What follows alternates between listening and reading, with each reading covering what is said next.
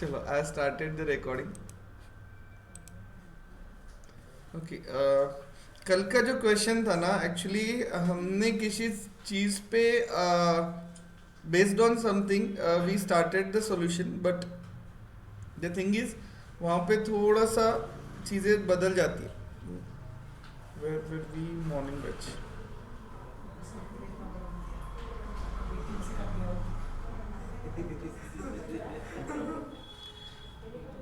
चलो, आपका x plus 200 था, उसके ऊपर 12% मिल रहा है फॉर 3 ईयर, ठीक है।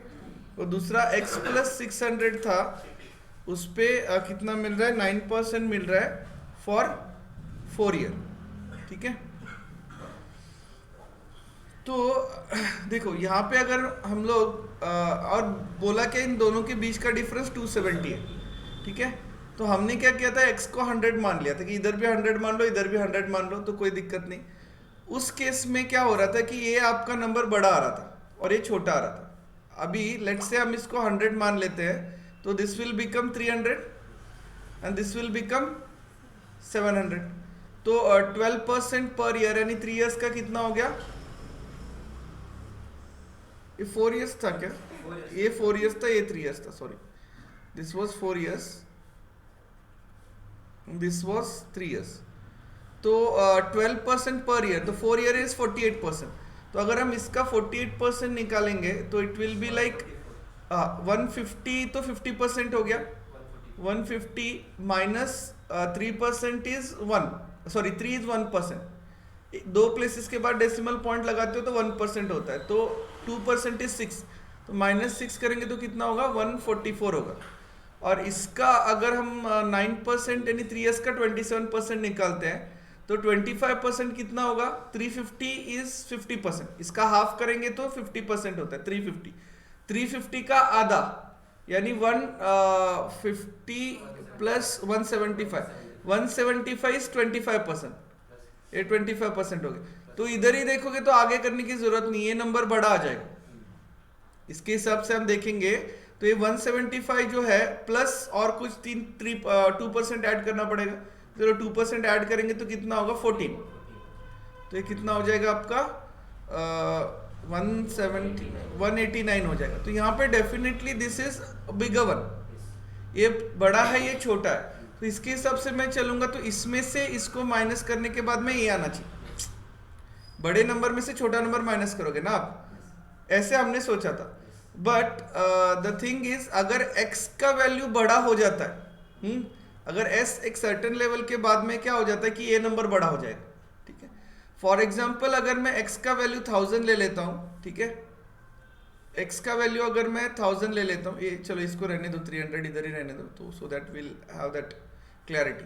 तो अभी x का वैल्यू 1000 ले लिया तो ये 1200 हो गया, या x का वैल्यू 1500 ले लेते हैं, तो 1500 प्लस 200 इज 1700। तो 1700 का 50% कितना होता है, अप्रोक्सीमेट वैल्यू ले लेते हैं, 50% कितना होता है, 500 प्लस 350, 850 हो जाएगा।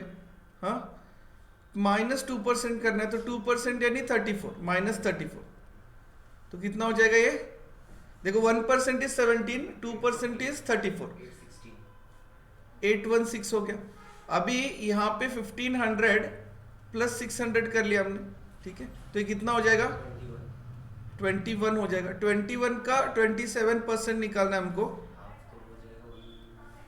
देखो 25% कितना होता है, इसका हाफ कितना होता है, 1050, 1050 525 हो गया। हाँ, प्लस 2% और ऐड करना है तो 42 ऐड करना है इसमें, 27% ना, तो 21 इज 1%, तो 42 ऐड करेंगे तो ये कितना हो जाएगा, 567 हो जाएगा ना। ये छोटा हो गया, अभी यहाँ पे ये बड़ा था, अभी ये छोटा हो गया। तो इसमें से कौन बड़ा होगा कौन छोटा होगा, depends on the value of x, ठीक है। तो इस हमें यहाँ पे एग्जामिनर ने ये ट्रैप रखा है, ये ट्रैप उसने जानबूझ के नहीं रखा, लेकिन ये ट्रैप बन गया। एग्जामिनर इतना बड़ा ट्रैप नहीं रखेगा आपके लिए, या तो हो सकता है पीओ मेंस में इतना बड़ा ट्रैप रख दो, क्योंकि एक तो ये प्रॉब्लम ही सॉल्व करना, इट्स अ लेंथी, ये लेंथी प्रॉब्लम है, ऊपर से एक ट्रैप भी है इसमें। आप अगर इसको पहले लेंगे तो आंसर अलग आएगा, मतलब दिस माइनस दिस करेंगे तो यू विल, हमने कल किया था इसमें से इसको माइनस किया था तो कितना आया था हमारा एवरेज 3000 आया था, नहीं 1500 कुछ आया था, ठीक है। लेकिन अब इसमें से इसको माइनस करोगे तो इट विल बी डिफरेंट। समझ में आ रही बात? तो कल हमने इसी के बेसिस पे हमने 100 अज्यूम किया था, ये मुझे नंबर बड़ा लगा तो बड़े नंबर से छोटा नंबर माइनस किया था, लेकिन जैसे x का वैल्यू बढ़ जाएगा तो दिक्कत होगी। तो यहाँ पे वही है, आप इसको क्या बोल सकते हैं, आपके लक के ऊपर है, आप क्या करते हो उस टाइम पे, क्योंकि 2 बार सॉल्व करने के लिए हमारे पास में टाइम नहीं है। मेंस में सेम आपको एक प्रॉब्लम के लिए अराउंड 40-45 सेकेंड मिलेगा। टोटल टाइम आपका 2 आवर्स का कुछ होता है इसमें। तो उसमें अगर हम वो निकालते हैं जनरल अवेयरनेस का, वो तो देखते ही बोल सकता है, मतलब उसमें भी मेरे ख्याल से सेक्शनल टाइमिंग होगा क्या, आई नीड टू चेक। उसमें नहीं होगा, नहीं उसमें नहीं होगा सेक्शनल टाइम। क्यों सर, पता है वो जनरल अवेयरनेस में देखते ही टिक कर लेंगे, उसके लिए टाइम नहीं लगेगा हमको, क्योंकि बचा टाइम इस पे लगेगा, इस पे यूटिलाइज कर सकते हो टाइम, उसको ज़्यादा दिमाग लगाने की जरूरत नहीं है। तो यहाँ पे देखो अभी इसमें से इसको माइनस करना है, तो x प्लस 200 इंटू ये 12 into 4 is 48/100 minus x plus 600 into 27/100 is equals to 270, ठीक है। तो 100 तो इसका एलसीएम हो जाएगा, तो 100 एलसीएम होगा तो इधर इसको भेज सकते हैं, हाँ, तो 2 0 इधर पे ऐड हो जाएंगे, 2700। ये 100 ये देखो, ये दिस इज 1, ये इस तरीके से ले सकते हो आप इसको, ठीक है, you can take this like this. तो यहाँ पे क्या 100 दोनों जगह सेम है, तो एलसीएम हो जाएगा 100, तो ये इधर आ जाएगा। क्लियर है, कोई दिक्कत? हाँ, तो यहाँ पे ओनली इसको ऊपर वाला पार्ट यहाँ पे लिखना है, तो ये क्या हो जाएगा आपका 48x प्लस 48 का डबल 9600 माइनस 27x। अभी देखो ये प्लस नहीं होगा, ये ब्रैकेट जब ओपन होगा तो ये माइनस हो जाएगा। दिस इज वेरी इंपॉर्टेंट, जब भी ब्रैकेट ओपन होता है तो साइन चेंज होता है, ये हमने बेसिक में किया है। जब भी ब्रैकेट ओपन होगा तो साइन चेंज होगा, ये -x हो जाएगा और ये -600 हो जाएगा। तो 27 इंटू 6 कितना होता है आपका 6 7 जा 42, ये माइनस हो जाएगा, 6 7 जा 42, एक सेकेंड, 6 7 जा 2 0 तो लगा ही दो पहले, तो 6 7 जा 42, तो 4 कैरी चला गया, एंड 6 2 जा 12 प्लस 4 इज 60, तो 16200 हो गया। अभी देखो ये 48 में से 27 माइनस करेंगे तो 28x बचेगा, ठीक है। फिर ये 2700 है, ये प्लस हो जाएगा, इधर जाएगा तो 16200, और ये क्या हो जाएगा आपका -9600 हो जाएगा। समझ में आई बात? तो ये 2000 इसमें ऐड करेंगे तो 18000 प्लस 700 ऐड करेंगे तो 900, 18900 माइनस 9600, तो 9000 माइनस करेंगे तो कितना होगा, 9000 बचेगा, एक सेकंड, 2700 क्या हुआ?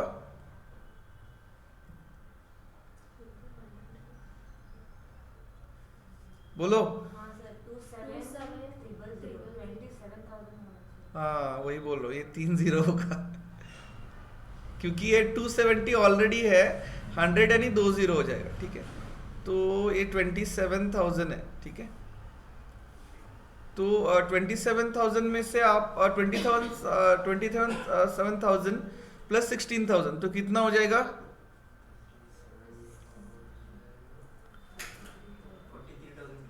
43,200, ठीक है, माइनस 9600, ठीक है।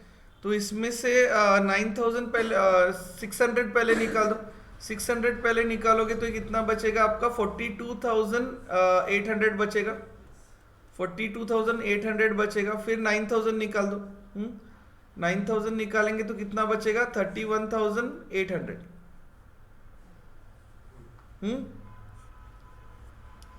डिवाइडेड बाय 21, तो x का वैल्यू आ जाएगा। तो 21 वन जा 21, तो बच गया कितना? 10 बच गया, तो 108 हो जाएगा। सर 33,200। एक सेकंड,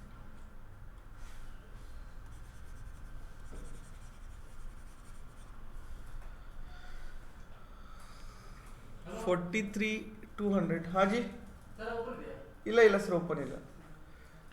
-9600, 0 से 0 गया, 12 में से 6 गए तो 6 बच गए, तो 1 कैरी। 13 में से 10 गया, 3 बच गया, ठीक है। तो हाँ 33,600, सॉरी। तो डिवाइडेड बाय 21, तो 21 वन जा 21, ठीक है। तो बचा कितना? 10 बच गया, 10 तो 106, तो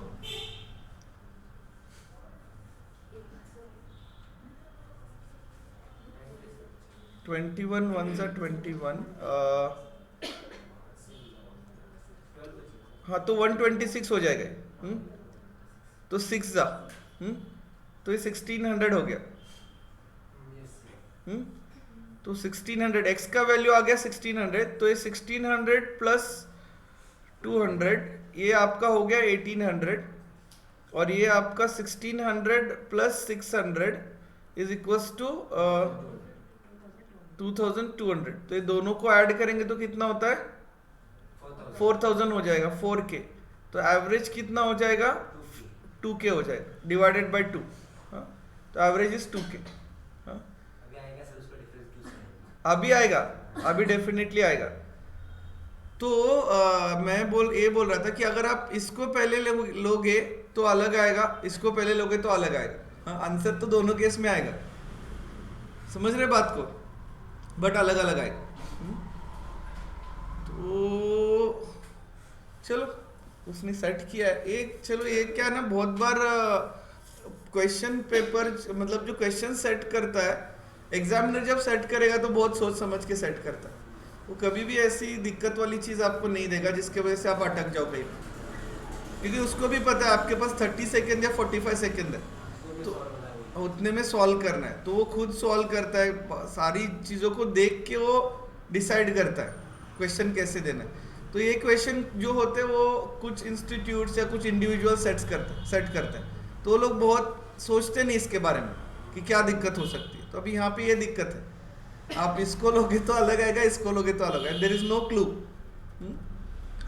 तो ठीक है, फिर भी हमें पता तो चला सॉल्व कैसे करना। हाँ काजल, समझ में आया थोड़ा बहुत? ओके ओके, चलो। तो इसको अल्ताफ पूछ रहा था कि इसमें कुछ एलिगेशन लगा सकते क्या। तो एलिगेशन लगाने के लिए दिक्कत यह है कि ये 12% मिल रहा है, ये 9% मिल रहा है, ये दोनों मिला के कुछ मिल रहा होता, दोनों मिला के इधर तो डिफरेंस दिया है, तो दोनों मिला के इस बंदे को सम परसेंट मिल रहा है, ऐसा कुछ होता तो हम निकाल सकते थे। फॉर एग्जाम्पल, एक सेकंड मैं आपको दिखाता हूँ, इस प्रॉब्लम को थोड़ा सा चेंज कर देता।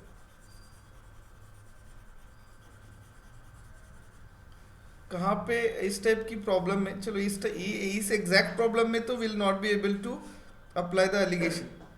सर अगर मुझे वो x पता हो तो मैं अप्लाई कर सकता हूँ? नहीं, आपको इफेक्टिव कुछ चाहिए। हाँ x पता है तो भी नहीं कर सकते हम, x पता है तो भी नहीं कर सकते, हमें ये पता होना चाहिए, या तो ये क्या हो रहा है, रिजल्ट क्या हो रहा है। रिजल्ट हमको पता। चलो मैं एक एग्जांपल दिखाता हूँ कैसे करना है। देखो, आपको बोला जाता है कि कोई बंदा x + 200 इन्वेस्ट करता है, उस पे 10% इंटरेस्ट मिल रहा है, और एक बंदा x + 600 इन्वेस्ट करता है और उसमें उसको 20% इंटरेस्ट मिल रहा है। एक बंदे ने x + 200 किया, एक बंदे ने x + 600 किया, इसमें 10% मिल रहा है, इसको 20% मिल रहा है। और जब वो दोनों टैली करता है, ठीक है, दोनों अमाउंट को टैली करता है तो उसको ओवरऑल इंटरेस्ट कितना मिल रहा है? 17% मिल रहा है। समझ में आई बात? उसका इन्वेस्टमेंट ये है, इन्वेस्टमेंट ए, इन्वेस्टमेंट बी। एक बैंक में रखा, एक बैंक में रखा, एक बैंक उसको 10% दे रहा है, एक बैंक उसको 20% दे रहा है एक साल में, ठीक है। और अब साल के अंत में जब वो जाके सारा पैसा लेके आता है तो जब वो देखता है कि मेरी ओवरऑल इन्वेस्टमेंट पे, तो ओवरऑल इन्वेस्टमेंट इज दिस, दोनों मिला के ओवरऑल इन्वेस्टमेंट में आई एम गेटिंग 17%। तो what is the value of X? तो in this case we can apply alligation, ठीक है। यहाँ पे मैं लिखूंगा x प्लस 200 पे 10% मिल रहा है, x प्लस 600 पे 20% मिल रहा है एंड ओवरऑल 17% मिल रहा है, ठीक है। तो आप क्या बोलोगे? x plus 200 divided by x plus 600 is equals to 20 में से 17 गया, कितना बचा? 3, एंड 17 में से 10 गया, कितना बचा? 7। तो अभी यहाँ पे लगा दो 7x plus 1400 is equals to 3x plus 1800, ठीक है। तो यहाँ पे ये 3 इधर आएगा तो ये 4x बन जाएगा, इज इक्वल्स टू ये माइनस होगा इधर जाके तो 400 बच जाएगा। तो x बराबर 100। समझ में आई बात? यहाँ पे आप एलिगेशन लगा सकते हो, समझ में? रिजल्ट पता है तो, ठीक है। समझ में आया बात? क्लियर है? या तो यहाँ पे और एक तरीके से एलिगेशन लगाया जा सकता है। अगर आपको यहाँ पे बोला जाता है कि चलो 1800 रुपीज उसने इन्वेस्ट किया, ठीक है, 10% पे, एंड लेट्स से 2000 इन्वेस्ट किया 20% पे, ठीक है। अभी I am not taking the exact numbers, ये नंबर आपको सोच समझ के लेने पड़ेंगे, लेकिन मैं ऐसे जस्ट रफली बता रहा हूँ करना क्या है। और ओवरऑल आपको इंटरेस्ट मिला, लेट्स से इसको 22 कर देते, 22 मिला। ओवरऑल आपको ये परसेंटेज में नहीं दिया, यहाँ पे आपको बोला कि ओवरऑल आपको 2000 रुपीज इन्वेस्ट ये मिला, इंटरेस्ट मिला। लेकिन इसमें फाइंड आउट क्या करेंगे हम लोग?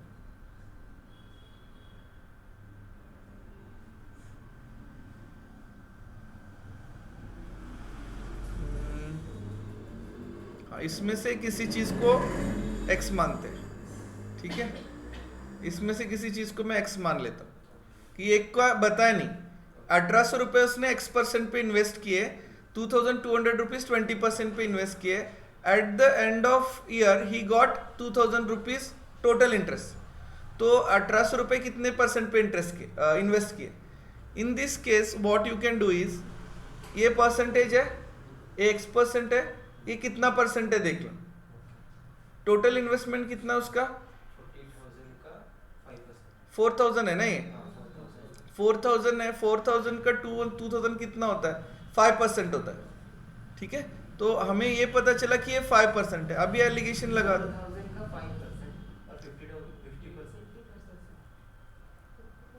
ओ सॉरी 50%, दिस इज 2200 प्लस 18, हाँ 4000 है, तो दिस इज 50%। तो यहाँ पे आप एलिगेशन लगा सकते हो। कैसे लगाओगे एलिगेशन? आप बोलो कि जो 1800 है और 2200 है। चलो इधर चला गया क्या मेरे पीछे? यहाँ पे करता हूँ।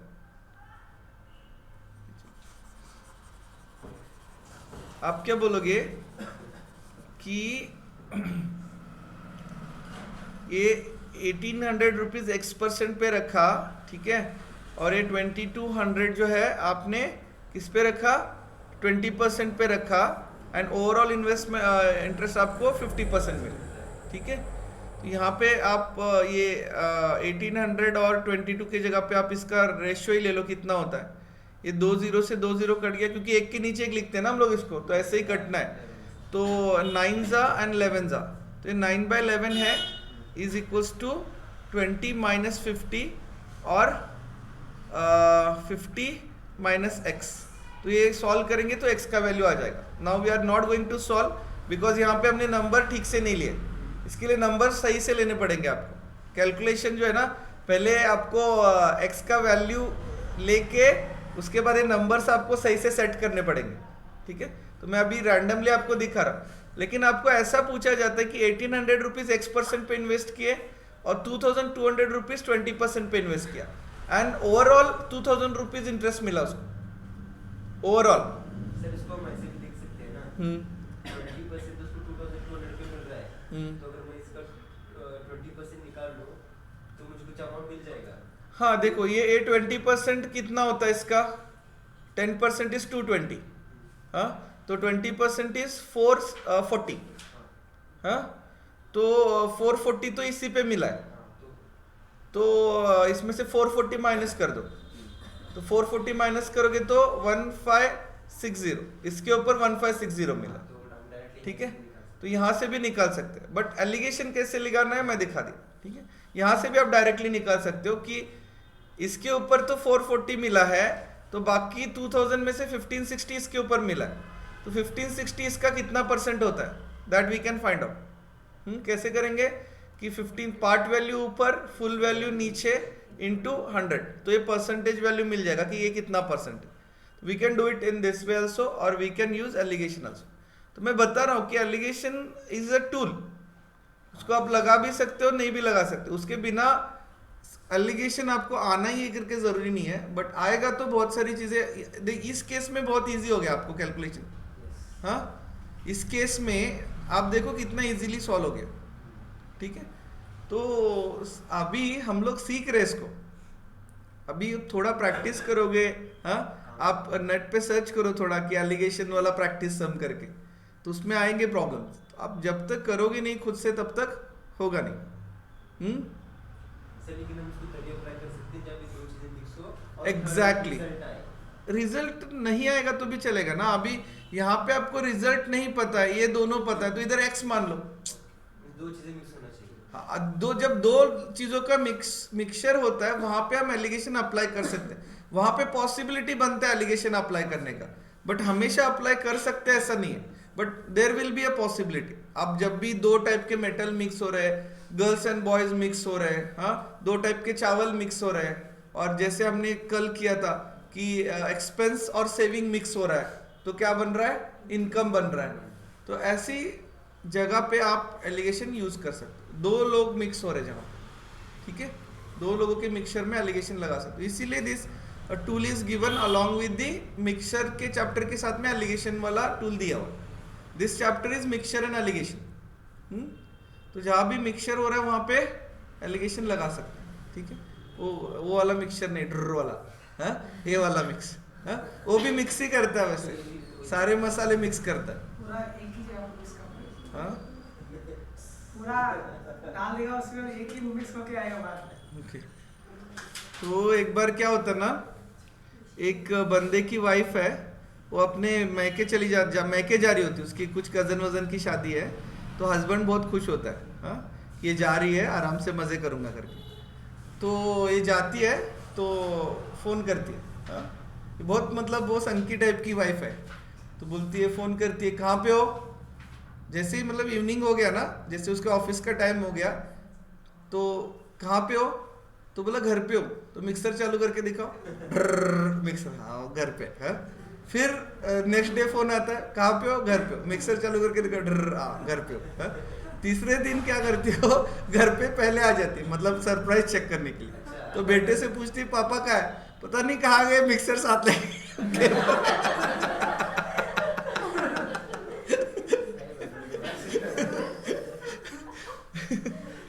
ओके, चलो, तो मिक्सचर से मिक्सचर याद आ गया, मेरे पास में हर ओकेजन के लिए, हर चीज के लिए जोक है। चलो, अल्ताफ आपने और एक क्वेश्चन भेजा था ग्रुप में, किसी ने, आप लोगों ने सॉल्व करना छोड़ ही दिया यार, कोई अटेम्प्ट ही नहीं करता। वैशाली, हाँ, ऐसे करोगे तो कैसा चलेगा, हाँ, वो मैंने सॉल्व किया था सर, लेकिन ग्रुप में एक नहीं, मैं ये बोल रहा हूँ, इनमें से कोई अटेम्प्ट ही नहीं कर रहा। वही तो सर, ग्रुप में डाला था क्यों, हाँ, ओके। तो what was the question, a sum of money of some rate of simple interest becomes 690 in 3 years. मतलब यहाँ से आप स्टार्ट करोगे तो 3 इयर्स के बाद में कितना हो गया, 690 हो गया, ठीक है, सही बात है। 1 साल 2 साल 3 साल के बाद में 690 हो गया एंड ₹750 इन 5 इयर्स। यहाँ पे मैं इधर 4 और यहाँ पे 5 लगाता हूँ, this is 4 and this is 5, तो यहाँ पे कितना हो गया, 750 हो गया। तो कुछ देयर इज सम, कुछ प्रिंसिपल है, यू कैन से सम और यू कैन से प्रिंसिपल। वो 3 साल में 690 हो रहा है अमाउंट और 5 साल में 750 हो रहा है, तो find out the sum, find out the principal. Try करो आप लोग। You have got 60 second. 60 second. हाँ 60 सेकेंड। ये तो मैं इजी कर सकते हैं देखिए। हाँ हाँ बोलो बोलो। 600 है। 600 होगा, ओके। इनको करने दो। यानी क्या पूछ रहे हो?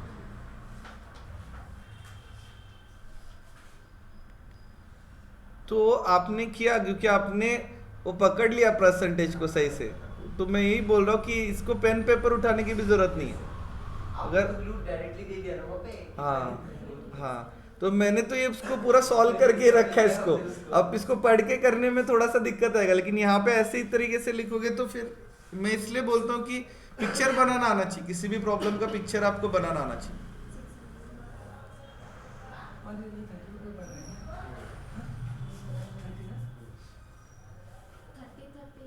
एग्जैक्टली।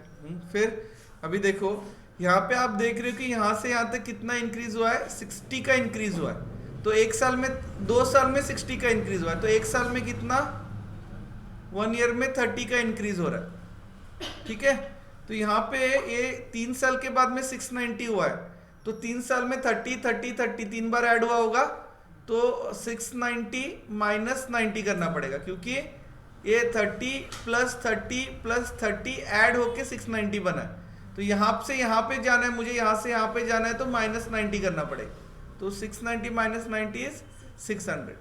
तो इफ योर आपका जो परसेंटेज का फंडा क्लियर है, तो by observation you can solve, observe करके सॉल्व कर सकते हैं, क्योंकि it's a simple interest. Simple interest हर साल सेम ही बढ़ता है, हर साल परसेंटेज किस पे कैलकुलेट होता है, प्रिंसिपल पे। कंपाउंड इंटरेस्ट में इट्स नॉट दैट इजी, और ऐसा क्वेश्चन पूछेगा भी नहीं कंपाउंड इंटरेस्ट में, ठीक है। बट सिंपल इंटरेस्ट में आपको बहुत ही इजीली निकाल सकते हैं कि 2 साल में 60 बढ़ रहा है, तो 1 साल में 30 से बढ़ रहा है, तो ये जो 3 साल में 690 बना है, उसमें 3 साल में 30 30 30 ऐड हुआ है, तो यहाँ से वापस जाना है, तो क्या करना है, 90 माइनस करना। क्लियर? चलो, तो ग्रुप पे कोई सॉल्व ही नहीं कर रहा सर। नहीं, मैं वही बोल रहा हूँ, ये लोग कोई सॉल्व नहीं कर रहा है ग्रुप पे। महावीर जी भी वो हो गए, क्या था मैंने? डाउन हो गए।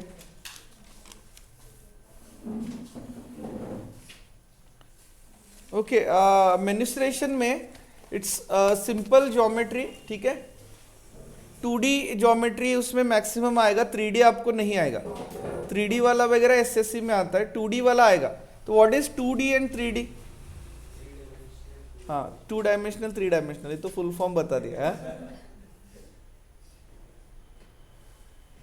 तो एक टीचर पूछती है एग्जाम में कि 5 वाटर एनिमल्स के नाम लिखो, तो लिखती है फिश, फिश की मम्मी, फिश के पापा, फिश का भाई, फिश की छोटी बहन, और ऐसे करके। हाँ, तो 2 डायमेंशनल 3 डायमेंशनल बता दे।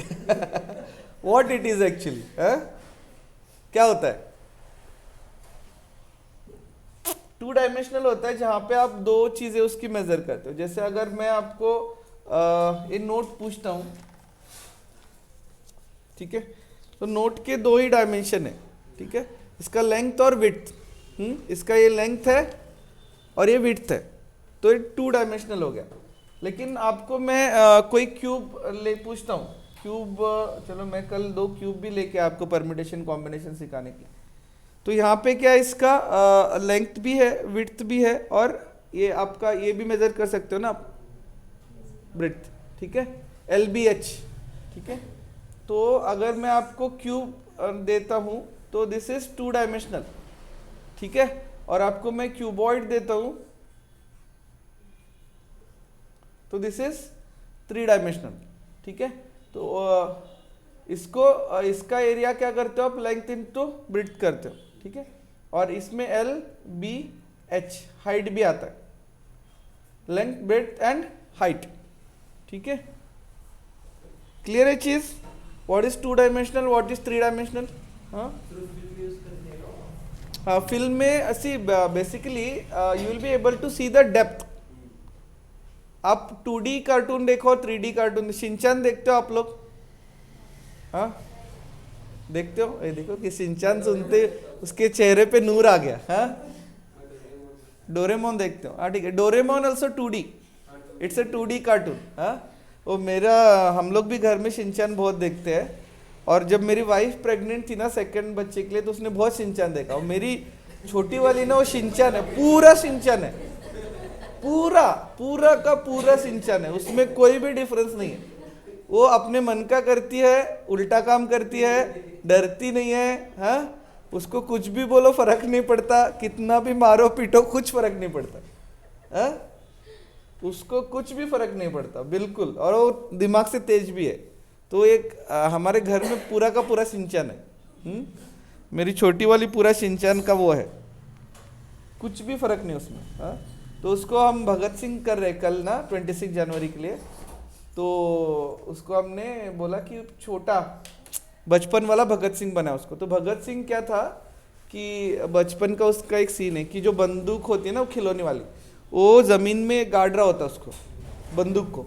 तो उसकी माँ पूछती है कि भगत क्या कर रहे हो, तो बोलते हैं कि इस बंदूक को मैं ज़मीन में वो कर रहा हूँ, गाड़ रहा हूँ, सो दैट इसका पेड़ बनेगा और उस पेड़ में बहुत सारी बंदूक लगेंगी और उस सारी बंदूक लेके हम अंग्रेज़ों को मार मार के भगाएंगे। तो हमने वो सिखाया उसको। तो बोला ऐसे मराठी में सिखाई, बंदूक हम ज़मीन में डाल रहे हैं और फिर उसका पेड़ बनेगा, और ऐसे सिखा। तो ये इसको बोला अभी करो, तो बोलती है ये बंदूक मैं ज़मीन में गाड़ रही हूँ और कल सुबह इतना बड़ा पेड़ लगेगा और उस पर बहुत सारी बंदूक लगेंगी और बंदूक लेके हम अंग्रेज़ों को मारेंगे, ढ्याव ढ्याव ढ्याव, और हम सबको भी मारेंगे, हम टीचर को भी मारेंगे।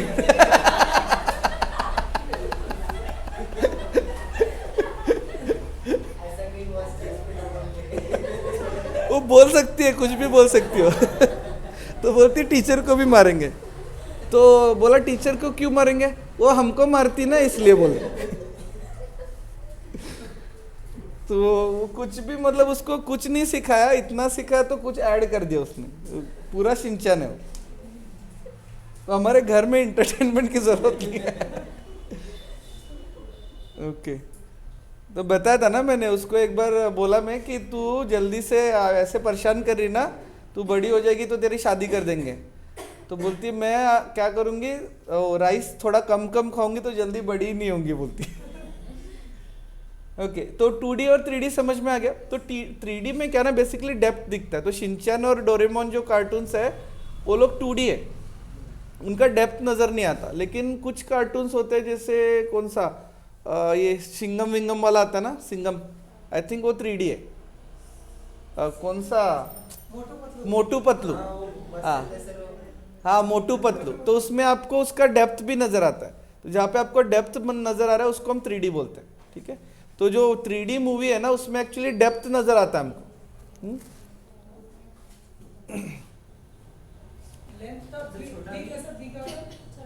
ब्रिथ ब्रिथ, हाँ विड्थ, हाँ क्या हुआ, छोटा भीम,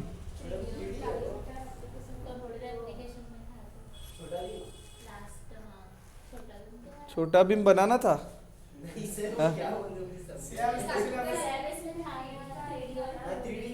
ओके, एग्जाम्पल छोटा भीम था। तो छोटा Bhim is I think 3D 2D है वो, आई थिंक ना 2D आई थिंक, भीम वाला 2D है।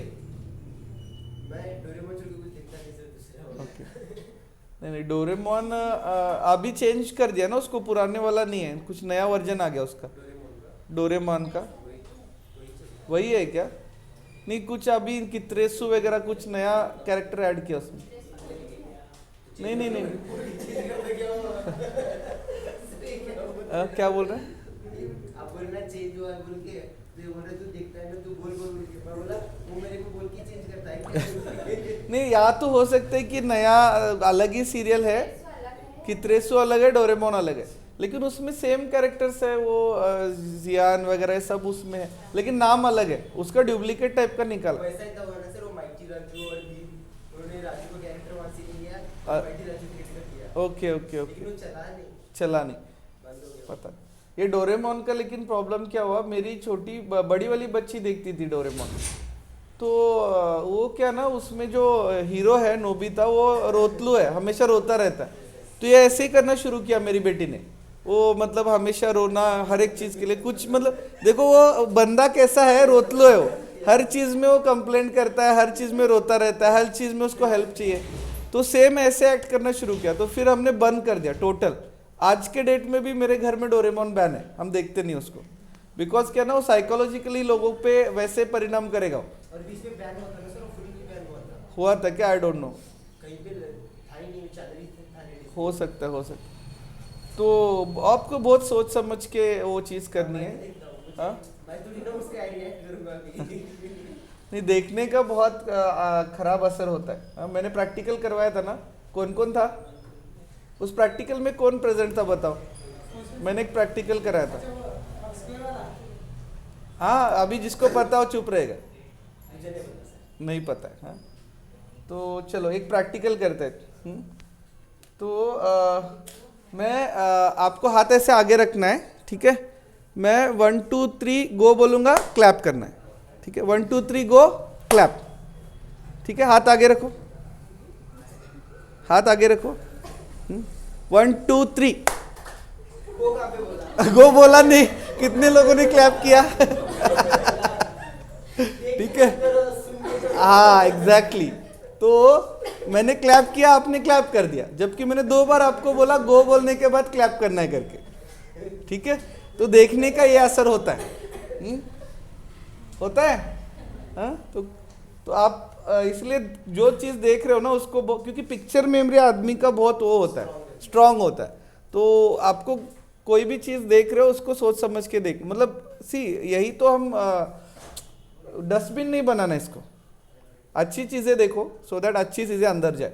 क्योंकि इसको डस्टबिन बनाओगे तो इट विल स्टिंक, बदबू आएगी उससे। अच्छी चीज़ें रखोगे तो वो रिफ्लेक्ट करेगा आपके कैरेक्टर में। तो अच्छी चीज़ें सुनो, वो गांधी जी के बंदर है ना, हाँ, तो वो ऐसे ही आपको अच्छी चीज़ें देखनी चाहिए, अच्छी चीज़ें सुननी चाहिए, अच्छी चीज़ें बोलनी चाहिए। तो इसीलिए, क्योंकि if you make this into a dustbin तो इट विल स्टिंक, वो पता चलता है। अगर कोई बंदे के पास में जाने से आपको अनकंफर्ट फील हो रहा है, उसने ऐसी चीज़ें रखी अपने अंदर, हाँ, और किसी बंदे के पास जाने से आपको अच्छा लगता है, उसके साथ टाइम स्पेंड करना अच्छा लगता है, क्योंकि उस बंदे में अच्छी चीज़ें हैं। तो आप कैसे बनना चाहते हो? आप फ्लावर पॉट बनना चाहते हो या डस्टबिन बनना चाहते हो? हाँ, ओके, चलो ये कहाँ से डिस्कशन कहाँ चला जाता है क्लास का। नहीं, बट रियली हमने उसको बैन किया, तब से फिर वो थोड़ा थोड़ा इम्प्रूव हो गया, अभी वो निकल गया वो चीज़, लेकिन वो आता है, बच्चों को नहीं दिखानी चाहिए, कोई भी चीज़ आप सोच समझ के दिखानी चाहिए, क्योंकि वो फिर वो डिपेंडेंट टाइप का, रोतलू टाइप का, हर चीज़ में कंप्लेंट करने वाला बच्चा बन जाएगा। तो शिनचैन फिर भी ठीक है, आई लाइक शिनचैन, तो आई एम हैप्पी कि मेरी छोटी वाली शिनचैन की तरह है, तो एटलीस्ट वो लाइफ में ना किसी चीज़ से मतलब वो नहीं होगी कभी, क्या बोलते हैं उसको, डिप्रेशन में नहीं जाएगी। हर चीज़ को ऐसे फेस करेगी, हंसते हंसते। चलो, तो will start with the rectangle. आपको लिखने की जरूरत नहीं है, I will give you the print. इसका प्रिंट दे दूंगा मैं आपको, आई विल सेंड।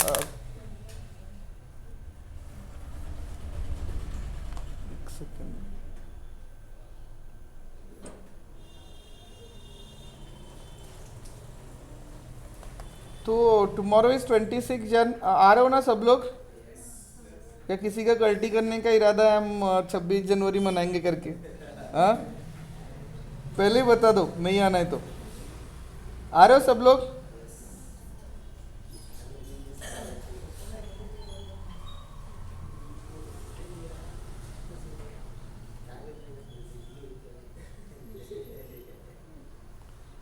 कल के लिए आपके लिए एक छोटा सा टास्क है। आपको ये सोचना है कि एज ए नेशन हम किस चीज में कम पड़ रहे हैं, या हमारे देश में क्या प्रॉब्लम है। कोई भी छोटी प्रॉब्लम भी हो सकती है, बड़ी प्रॉब्लम भी हो सकती है, और आपके हिसाब से उसका सोल्यूशन क्या है, इसके बारे में आपको ओपिनियन आपका रखना है। प्रिया जरा देखिए, समझे? कोई भी चीज हो सकती है, छोटी भी चीज हो सकती है। हाँ, वो सब्जी के रेट बढ़ रहे वो भी हो सकती है। हाँ, नहीं एक चीज पे एक 10 सेट करके सगळं फुल सेट पाहिजे, समझ में आया? कोई भी प्रॉब्लम हो सकती है जिसके ऊपर आपको क्या करना है, प्रॉब्लम पहले सोचनी है कि आपके हिसाब से देश में क्या प्रॉब्लम है, और फिर आपके हिसाब से उसका सोल्यूशन क्या है। कोई भी एक चीज। अब मैं ये नहीं बोल रहा कि बहुत बड़ा इंडिया चाइना के ऊपर आप कुछ लिख दो, छोटी प्रॉब्लम भी हो सकती है, आप कुछ भी लिखो। बोलना है, या तो आप लिख के बोलो या तो फिर आप सोच के बोलो, कोई दिक्कत नहीं।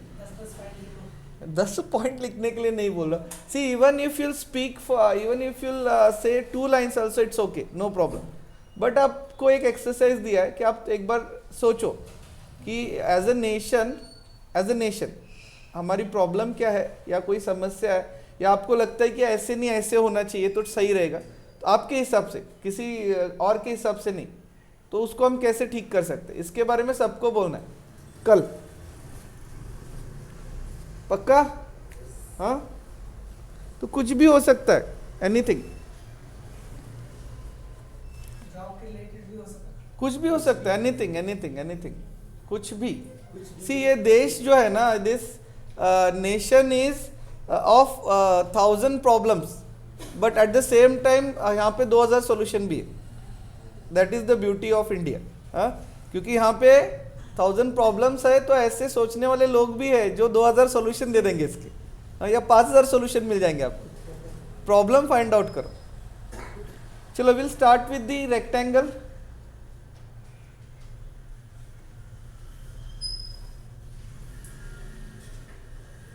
तो जो रेक्टेंगल है,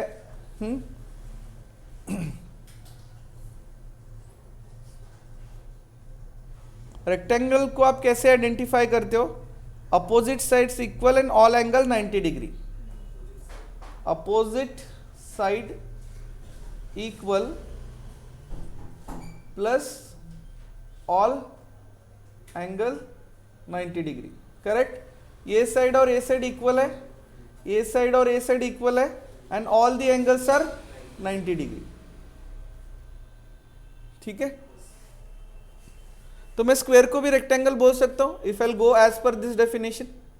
मेरा स्क्वायर यहां पे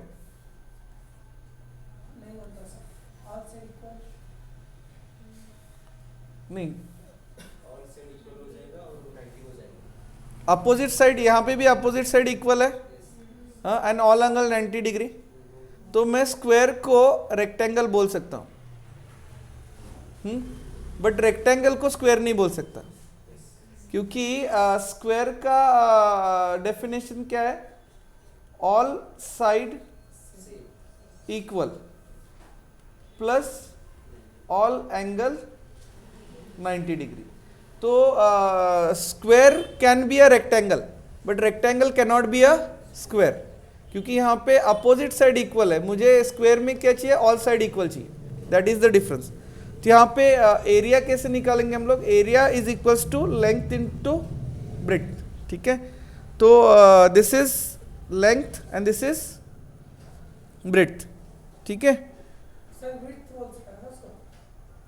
ब्रेड्थ बोलते हैं, विड्थ भी बोल सकते हो, बट बी का ही यूज होता है नॉर्मली, तो बी से ही चलते हैं हम लोग।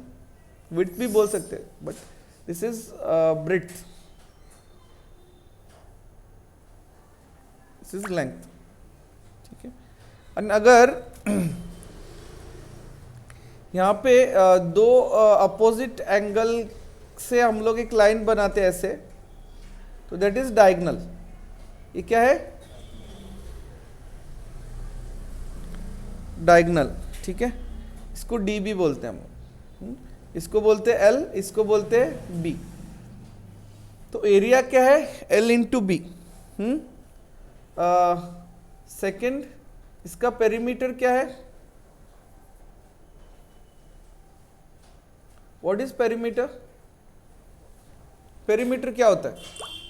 किसी भी चीज का पेरीमीटर क्या होता है? पैरामीटर अलग है, पेरीमीटर अलग है। कोई भी चीज का पेरीमीटर, उसका बाउंड्री होता है, टोटल बाउंड्री कितना है। तो this plus this plus this plus this, हाँ, तो perimeter is equal to L plus L, ये दो एल है ना यहाँ पे, प्लस बी, ठीक है। तो यहाँ पे आई कैन से 2l प्लस 2b, हाँ, अगर 2 कॉमन रखता हूँ l प्लस बी, सिंपल है। सभी साइड का जो सम करेंगे तो I will get the perimeter, not an issue, ठीक है। और यहाँ पे डायगोनल का फॉर्मूला है d is equals to square root of l square plus B square. ये कहाँ से आया फॉर्मूला, बताओ, कोई बता सकता है ये फॉर्मूला कहाँ से आया?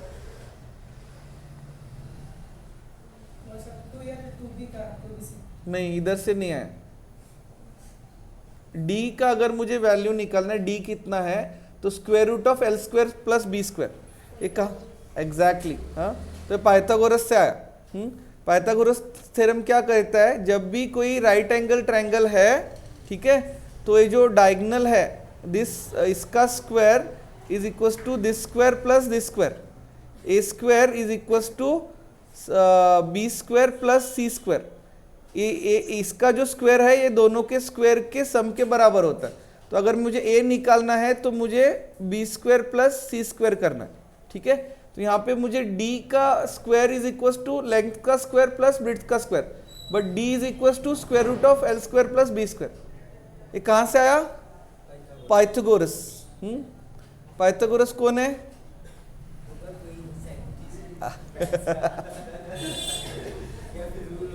ओके, पाइथागोरस कोई एक ग्रीक साइंटिस्ट है, ग्रीक मैथमेटिशियन। तो सुना बचपन से पाइथागोरस।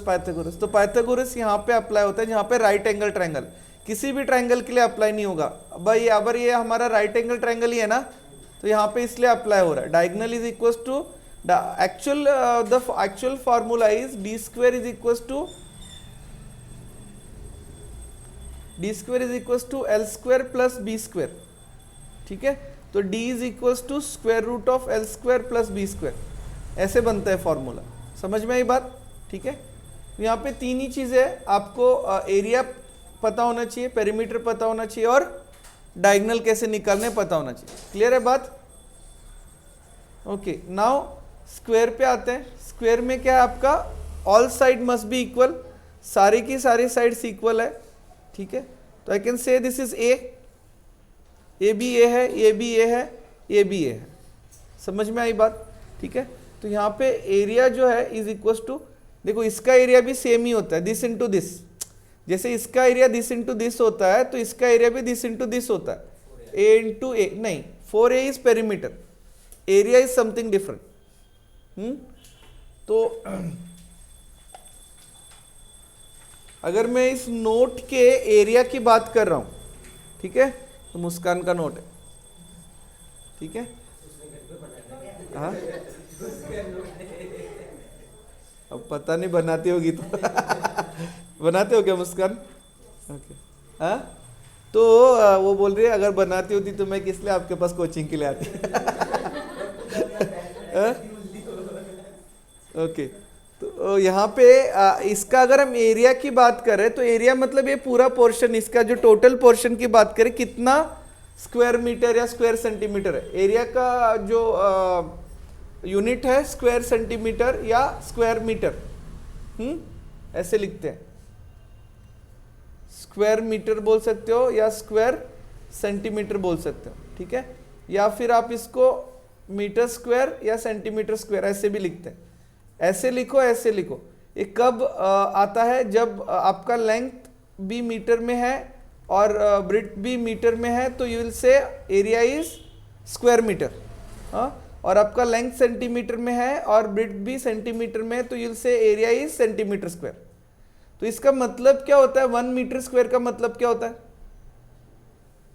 1 मीटर स्क्वायर हम बोलते हैं ना, 1 मीटर स्क्वायर। हाँ हाँ, नहीं लेकिन क्या होता है, जैसे आप लोग जगह खरीदते हो, प्लॉट खरीदते हो, तो आप बोलते हो ना 1000 स्क्वायर फीट बोलते हैं हम लोग, स्क्वायर फीट भी होता है। अगर लेंथ फीट में है और ब्रेड्थ भी फीट में है तो आप बोलोगे स्क्वायर फीट। तो व्हाट इज 1 स्क्वायर फीट? हाँ नागेंद्र जी, आप लैंड ले वाले हो, कितने स्क्वायर फीट का लैंड लोगे? कितने स्क्वायर फीट का लैंड लेने के लिए प्लान कर रहे हो आप? 1080 स्क्वायर फीट, मतलब अप्रोक्सीमेटली 1000 स्क्वायर फीट का लैंड लेना चाह रहे हो आप। तो 1000 स्क्वायर फीट मतलब क्या होता है बताओ? वही सर, मतलब जितना राइट में है उतना ही लेफ्ट में, ऊपर स्क्वायर में स्क्वायर फीट। देखो स्क्वायर फीट बोलो, स्क्वायर सेंटीमीटर बोलो, या स्क्वायर मीटर बोलो, स्क्वायर सेंटीमीटर बोलो, स्क्वायर फुट बोलो, एवरीथिंग इज सेम। इसका मतलब होता है 1 स्क्वायर मीटर का मतलब होता है कि अगर एक लैंड, एक जगह है, या ए भी 1 मीटर है, ए भी 1 मीटर है, एक भी 1 मीटर है और ए भी 1 मीटर है, एक स्क्वायर है 1 मीटर का, तो that area is 1 square metre. हाँ, तो जैसे अगर ये बीच में ब्लॉक है ना, तो अगर सपोज ये 1-1 मीटर का है चारों साइड से, तो उस एरिया को क्या बोलूँगा, ये 1 स्क्वायर मीटर एरिया है। समझ में आया? तो उसके जगह पे अगर ये 1-1 फीट का है, चारों साइड 1-1 फीट का है सपोज, तो उसको क्या बोलेंगे हम लोग? 1 स्क्वायर फीट एरिया है। 2 स्क्वायर फीट है सर। 2 है, चेक करना है? हाँ चेक करते हैं। 2 स्क्वायर फीट है।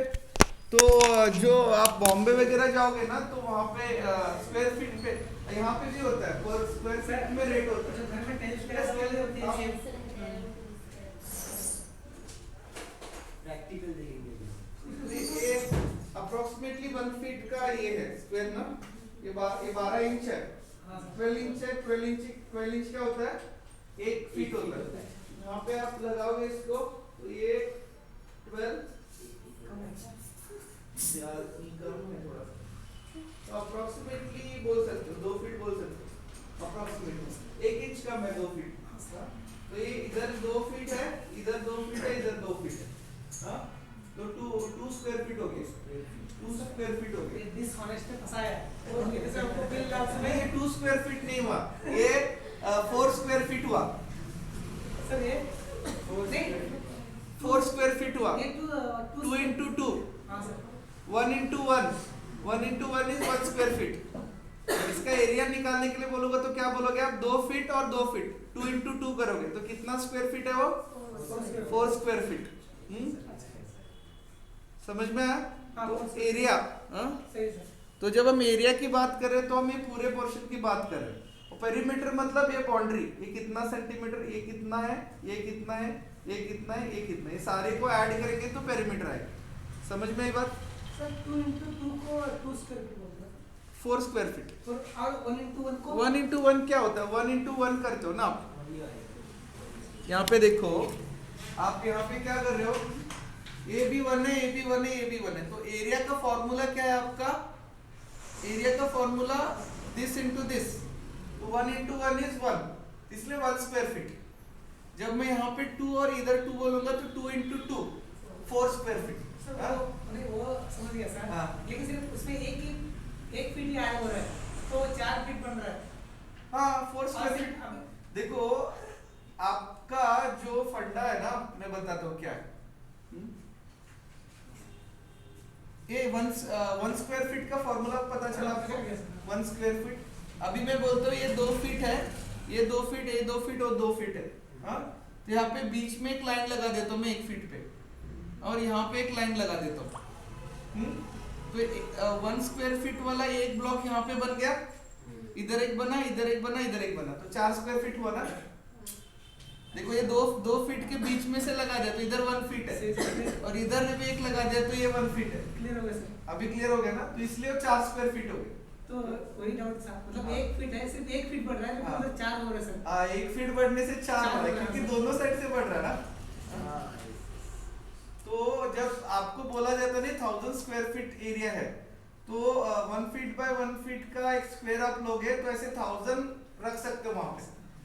अगर 1000 स्क्वायर फीट का, अगर एक रूम हमारा 1000 स्क्वायर फीट का है तो 1 फीट बाय 1 फीट के 1000 टाइल्स मतलब 1000 टाइल्स यहाँ पे लगा सकते हैं हम लोग।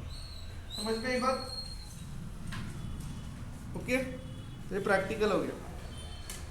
तो कल मैं गया था मार्केट में, वहां से मैं डाइस लेके आया बड़े वाले 2, परम्यूटेशन कॉम्बिनेशन सीखने वाले हैं ना, उसके लिए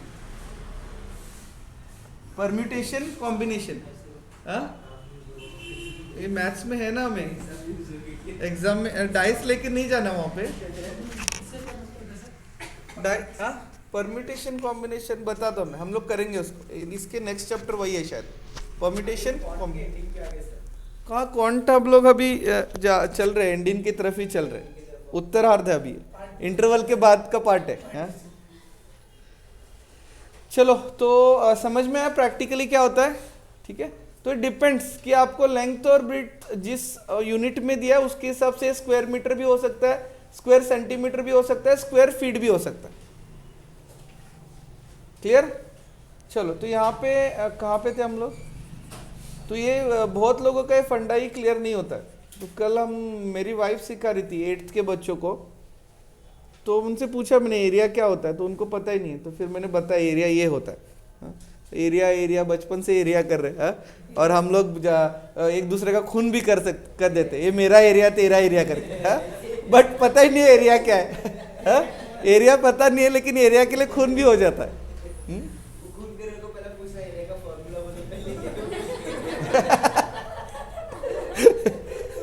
जब नेक्स्ट टाइम कोई बोलेगा ना ये मेरा एरिया है, तो बोला एरिया का फॉर्मूला बता।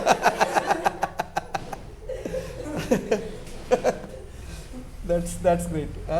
ओके, तो आपको मिल गया ना नोट्स, उसमें सब है, लिखने की जरूरत नहीं। तो एरिया देखो, इसका एरिया और इसका एरिया का फॉर्मूला सेम ही है, दिस इनटू दिस, लेकिन यहाँ पे दोनों सेम है तो वी कैन से ए स्क्वायर है। हाँ, और यहाँ पे पेरीमीटर का फॉर्मूला भी सेम ही है, A plus A plus A plus A, this plus this plus this plus this, तो यहाँ पे वी कैन से 4a। ठीक है। और यहाँ पे डायगोनल का फॉर्मूला क्या होगा, यहाँ पे भी अगर मैं डायगोनल बना देता हूँ, ठीक है, तो d इज इक्वल्स टू क्या होगा, square root of A square plus A square, same ही होगा। ठीक है, तो यहाँ पे I can say this is square root of 2a square. तो किसी भी चीज का स्क्वायर रूट के अंदर है तो बाहर आके वो सेम चीज बन जाएगी। ठीक है, तो I can say this is nothing but a square root of 2। Clear है? यही लिखा है मैंने या कुछ और लिखा है? हाँ, यही लिखा है। क्लियर है बात?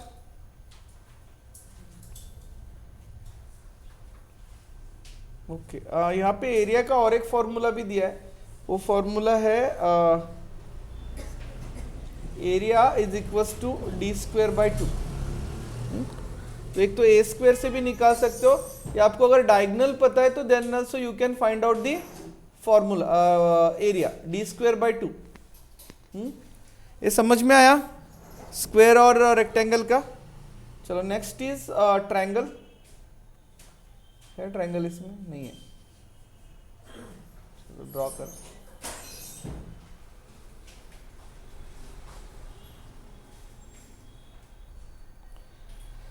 चलो, तो ट्रायंगल में इसको बेस बोलते हैं, जो ये वाला पोर्शन है इसको बेस बोलते हैं, और यहाँ से हम लोग एक वो निकालते हैं तो इसको बोलते हैं हम लोग ये राइट एंगल, ये हाइट बोलते हैं। ठीक है, और इसको ए और सी बोल देता हूँ मैं। ठीक है, तो ये ट्रायंगल जो है स्केलेनी, यानी 3 sides not equal, 3 sides not equal, यानी तीनों साइड अलग अलग है, ए बी और सी तीनों साइड्स डिफरेंट है। क्या बोलते हैं कन्नड़ा में इसको? त्रिभुज बोलते हैं, लेकिन जो तीनों साइड इक्वल नहीं होता उसको क्या बोलते हैं? बाहुबली बोलते क्या?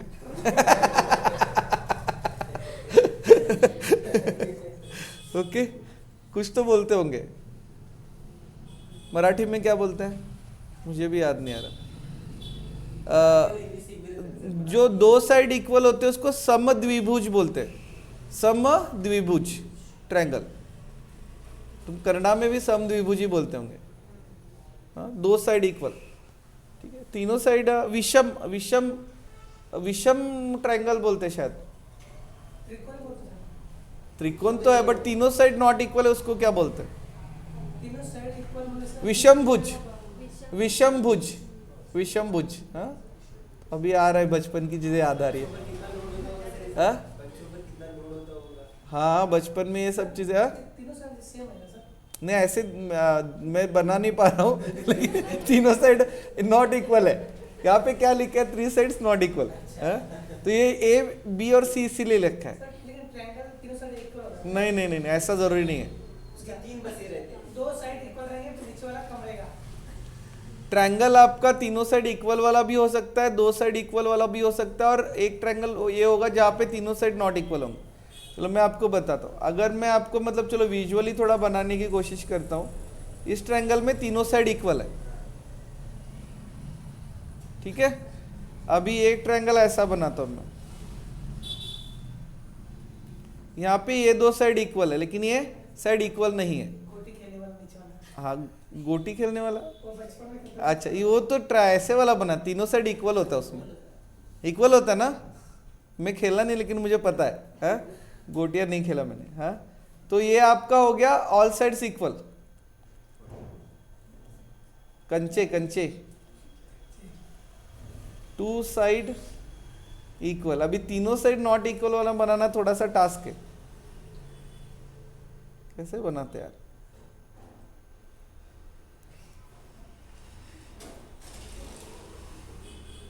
हाँ, नहीं बना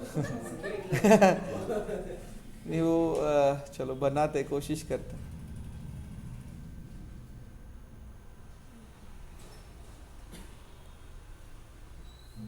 इसमें भी लेकिन पिज्जा का स्लाइस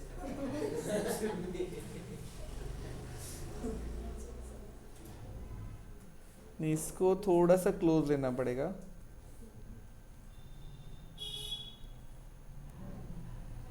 अब बताओ नागेंद्र जी, तीनों साइड नॉट इक्वल है।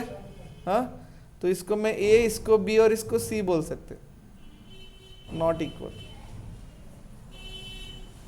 तो नागेंद्र जी, आपको लग रहा था कि या तो सारी साइड इक्वल होती है, दो साइड इक्वल होती है। ऐसा वाला ट्रायंगल आपको लगा कि होता ही नहीं है, क्योंकि हम देखते नहीं है ऐसा वाला ट्रायंगल कहीं पे। सर मतलब मेरे आइडिया में से सर ट्रायंगल बोलने से वही था सर, जो ऐसे का सीधा और नीचे वाला छोटा होता है। हाँ हाँ, वही मेरा नहीं जो हम देखते हैं ना, इसलिए मैं बोला देखने का असर बहुत खराब होता है। जो हम लोग ऐसा वाला ट्रायंगल कहीं देखते नहीं है। देखते हो क्या आप? या तो फिर आप ये वाला देखोगे या तो ये वाला देखोगे। हाँ, ये वाला ट्रायंगल कहीं देखते नहीं है, इसलिए बनाने में भी मुझे दिक्कत हो रही है। हाँ, तो 1 2 3 क्लैप ये आपने किया था परसों, एक दिन आप लोग नहीं थे, मैं कभी किया था बीच में, फिर भी आपने ताली बजा दिया फिर भी किया था लेकिन फिर भी ओके। तो ये जो ट्रायंगल मैंने बनाया, ऑल 3 साइड्स नॉट इक्वल है, ठीक है। तो विल सी, दो साइड इक्वल वाला भी देखेंगे, और 3 जगह पर जॉइंट होना चाहिए। हाँ तीनों जगह तीनों जॉइंट होने चाहिए। ट्रायंगल वही है। देखो ट्रायंगल में अभी क्या क्या चीज़ें हम देख सकते हैं। इसमें जो एरिया जो है 1/2 into base into height, this is base and this is height. इसको जनरल फॉर्मूला बोलते हैं, वो सभी ट्रायंगल पे अप्लीकेबल होता है, ऑल ट्रायंगल्स। अब कोई भी ट्रायंगल ले लो, उसके ऊपर ये फॉर्मूला अप्लीकेबल है, ठीक है। उसके बाद में एरिया का और एक फॉर्मूला है, is equals to square root of S minus A, S minus B, S minus C, ठीक है। तो ए बी सी तो आपको पता है, वो तीनों साइड का लेंथ है। एस क्या है? S is nothing but a semi perimeter.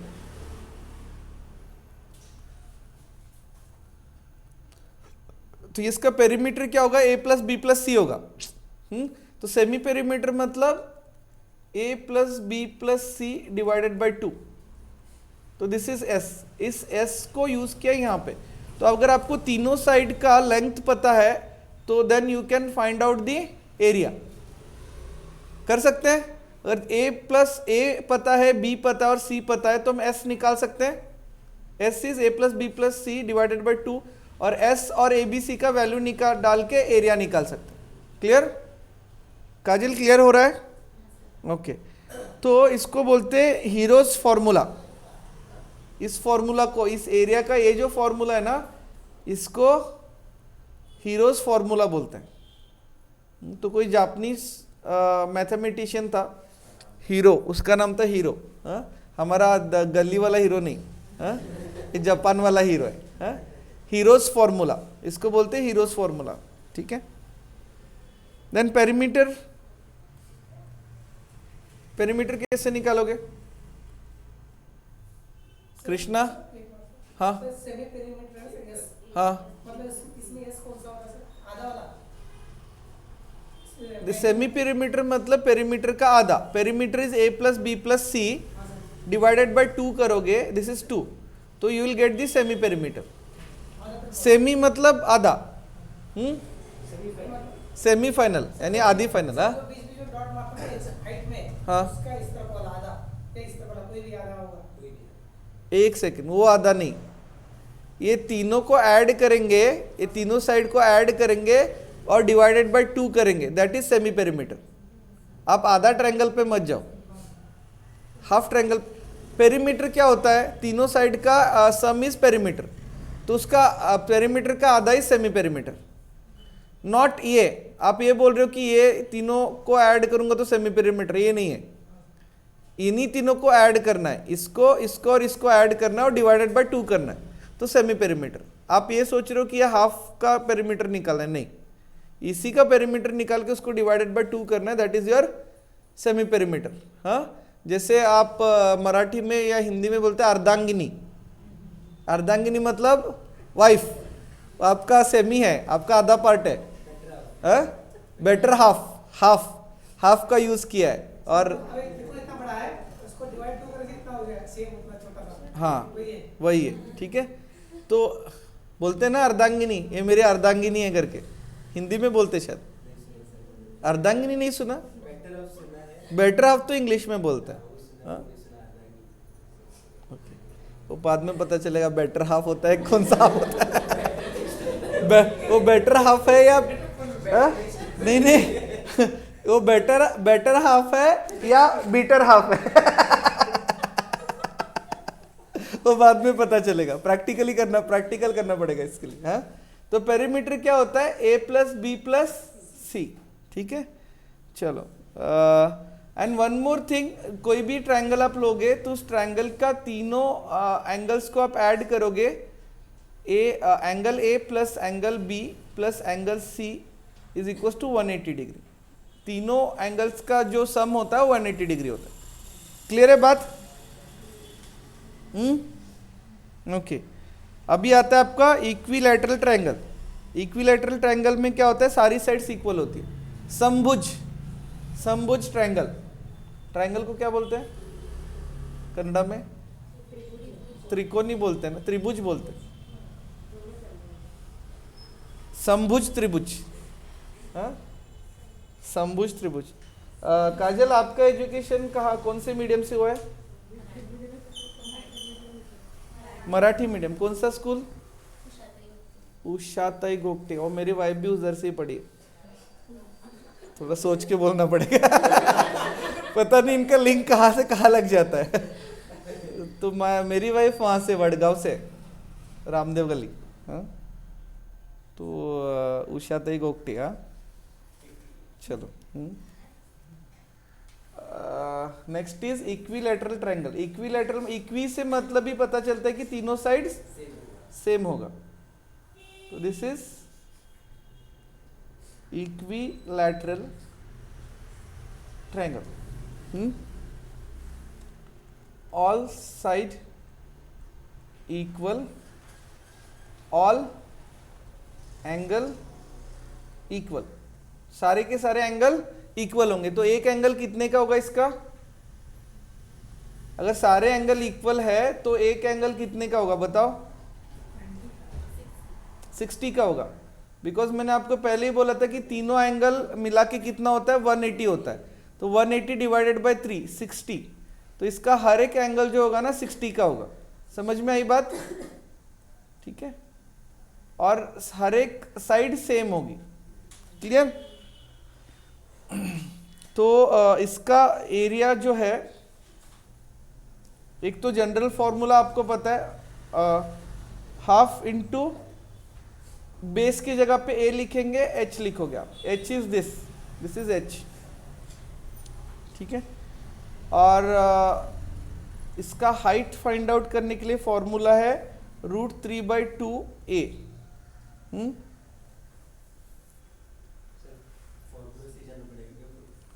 हाँ, ये पूरा फॉर्मूला बेस्ड है। ठीक है, तो चलो कर लेते हैं, इसमें से जितना याद आएगा कर लेना, नहीं आएगा तो छोड़ देना, कोई दिक्कत नहीं। ये कभी आता है कभी नहीं आता है। तो एरिया का और एक फॉर्मूला है, area is equal to √3/4a²। Sir ये आल एग्जाम के लिए आएगा सर, पूरे एग्जाम के लिए, पूरे आल एग्जाम के लिए। हाँ, किसी भी एग्जाम के लिए, ये पीएसआई में भी आता होगा ना ऐसा कुछ। हमेशा दे रहा है सर ऐसे। हाँ। वो डिग्रीज पूछता है, 90 डिग्रीज। हाँ। स्पेशली वो टाइम नहीं, see geometry is very important. Actually life में ज्योमेट्री बहुत इंपॉर्टेंट है, बिकॉज ये जो यूनिवर्स है ना वो ज्योमेट्रिकली परफेक्ट है, इसीलिए चल रहा है। ये जो हमारे अर्थ है और जितना भी वो ग्रह है वो ज्योमेट्रिकली परफेक्ट ऑर्बिट में घूम रहे हैं, नहीं तो एक दूसरे से टकरा के पूरा सत्यानाश हो गया होता। तो ज्योमेट्री में चल रहा है इसलिए चल रहा है। ठीक है, आप जब भी कंस्ट्रक्शन में या सिविल इंजीनियरिंग में जाओगे तो ज्योमेट्री बहुत इंपॉर्टेंट है, क्योंकि एक थोड़ा सा भी इधर से इधर हो गया तो बिल्डिंग गिर जाएगा। हाँ, तो ये जितने भी बना है ना, ताजमहल से लेके जितनी भी चीज़ें बनी है वो सब ज्योमेट्रिकली परफेक्ट बनी है। तो ज्योमेट्री बहुत इंपॉर्टेंट है। स्पिरिचुअलिटी में भी ज्योमेट्री बहुत इंपॉर्टेंट है। स्पिरिचुअलिटी में बोलते हैं कि जब आप इवन बैठते हो सही से, इवन आप ज्योमेट्रिकली परफेक्ट उस पोजीशन में बैठ जाओगे तो आपको आत्म साक्षात्कार हो जाएगा, बोलते। It's that important. तो हमें आप देखोगे कहीं पे भी बोलते कि ये पैर फोल्ड करके बैठना चाहिए, हाँ, और ये ऐसे वो बैठना चाहिए, ये इरेक्ट करके। तो that is the best position जहाँ पे आप ग्रहण कर सकते हो चीज़ों को। तो बेस्ट पोजीशन होता है ज्योमेट्रिकली परफेक्ट। तो जो ईशा का होम स्कूल है ना, ईशा में जो स्कूल है वहाँ पे ज़मीन पे बैठते हैं, हाँ, और वो बच्चों को आप बिठा दो, वो 2-3 घंटे तक हिलेंगे नहीं, ऐसे मतलब पैर फोल्ड करके बैठ जाएंगे तो आराम से बैठ सकते हैं 2-3 घंटे तक। तो उनको ट्रेन किया ऐसे। एक्चुअली ये सही नहीं है जो सिस्टम हम यूज़ कर रहे हो, ये हमारे लिए अच्छा नहीं है, स्पाइन के लिए अच्छा नहीं है। ओके, तो कहाँ पे थे हम लोग? पेरीमीटर तो सेम 3a हो जाएगा इसका। पेरीमीटर क्या होगा आपका? a + a + a is equal to 3a। Clear है? चलो, उसके बाद में आपका आता है isosceles triangle, 2 sides equal. Isosceles triangle, इसमें क्या है? 2 साइड, सर्दी लग रही है, इक्वल। तो आइसोस्केलेस ट्रायंगल में सपोज अगर ये 2 साइड इक्वल है, तो ये 2 एंगल भी इसके क्या होंगे? इक्वल होंगे। इसके बेस में जो 2 एंगल होंगे वो इक्वल होंगे। ठीक है, अगर मैं एंगल x और एंगल y मान लेता हूं, एंगल x बराबर एंगल y, ये 2 साइड इक्वल है तो उसके बेस में जो 2 एंगल बनेंगे वो दोनों इक्वल होंगे। ठीक है, दिस इज बेस, ये हाइट, और ये दोनों साइड क्या है? a और a। तो यहाँ पे area again general formula half into b into h। ठीक है,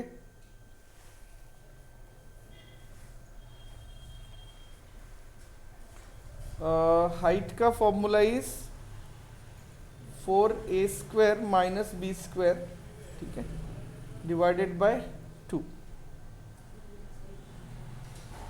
पेरीमीटर बताओ क्या होगा इसका? a² 2a plus b, a plus a 2a, a plus a plus b, you can say 2a plus b, ठीक है।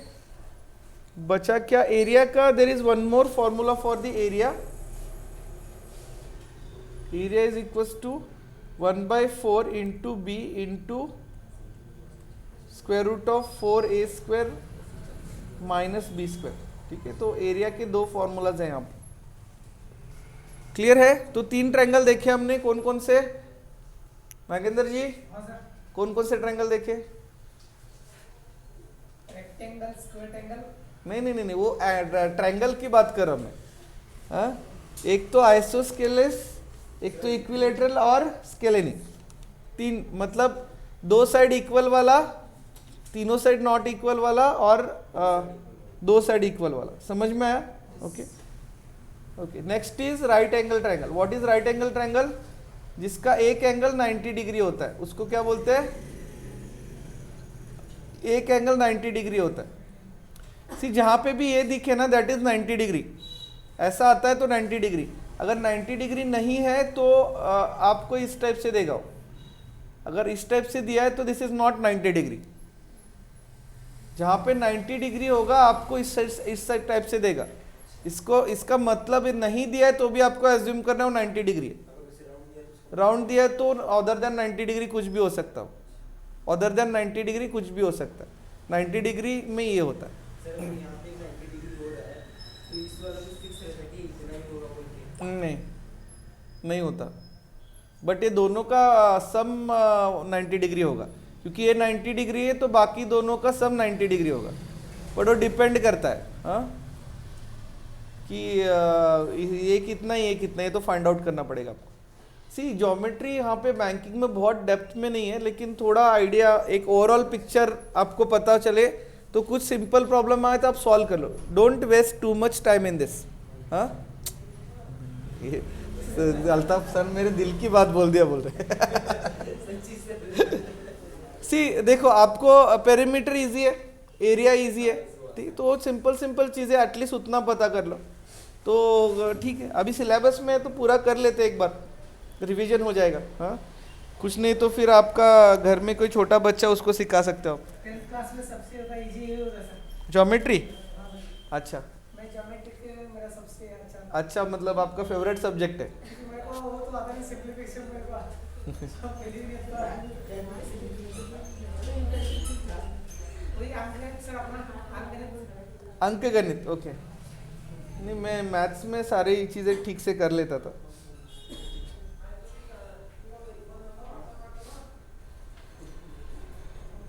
तो अल्ताफ, आपके कितने मार्क्स, कितना वो था परसेंटेज 10th में मैथ्स में? मैथ्स में सर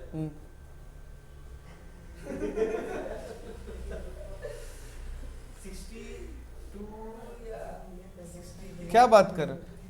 वैशाली कितना था मैथ्स में? 10th की बात? हाँ, अरे बाप रे। तो देखो सर, देखो हम काम स्टार्ट करते हैं। मैं काम स्टार्ट करता हूँ। फिर से अश्विनी बोल रहे हैं। ऐश्वर्या, हाँ 72। हाँ, आपका कितना था काजल? 70।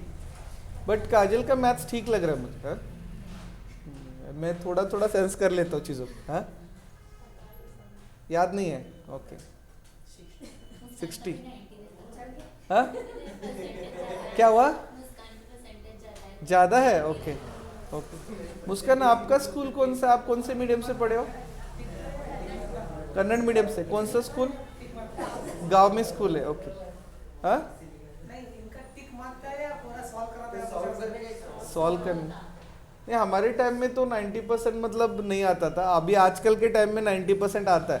हमारे टाइम में मतलब 80% बहुत बड़ी चीज़ होती थी। हाँ नागेंद्र जी? मेरा 40 मार्क्स। नहीं, जो हमारे टाइम पे 90% तो मतलब एक कुछ अलग ही चीज़ था।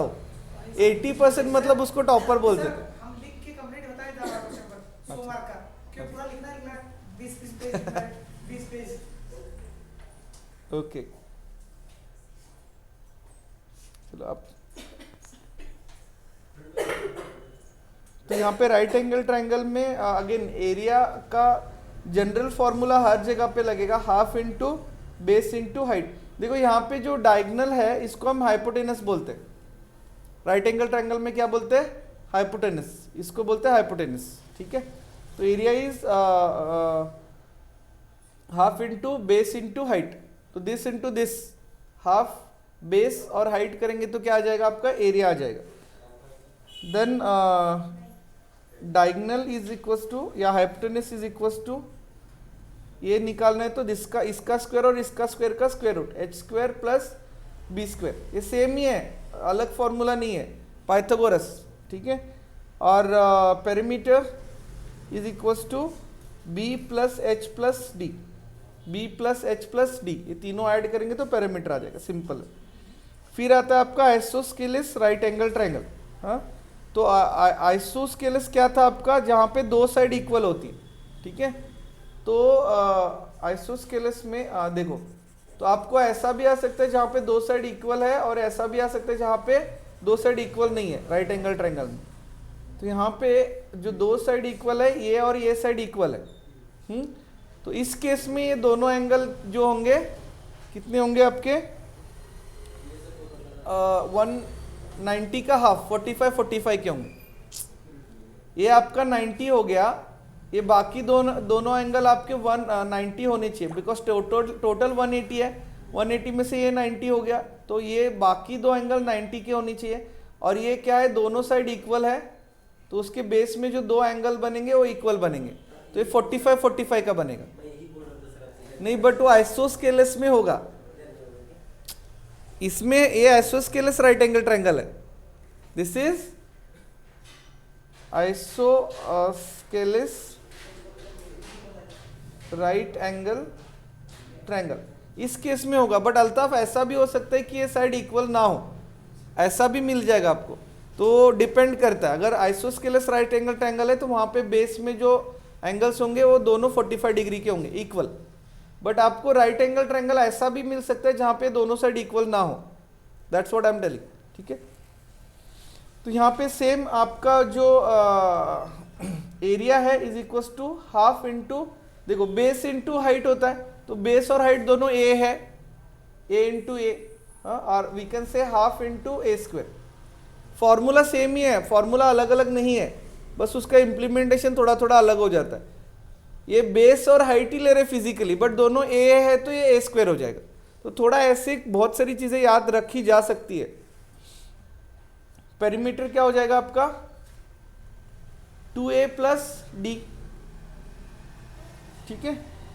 एंड हाइपोटेनस निकालने के लिए आपको ये दोनों का स्क्वायर, तो वही है, ये हमने उसमें किया था ना स्क्वायर में, 2a स्क्वायर हो जाएगा, तो ये आपका a बाहर आ जाएगा तो √2 बच जाएगा, d is equal to a √2।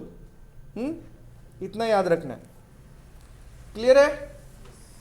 Okay, what's the time now? 10:40।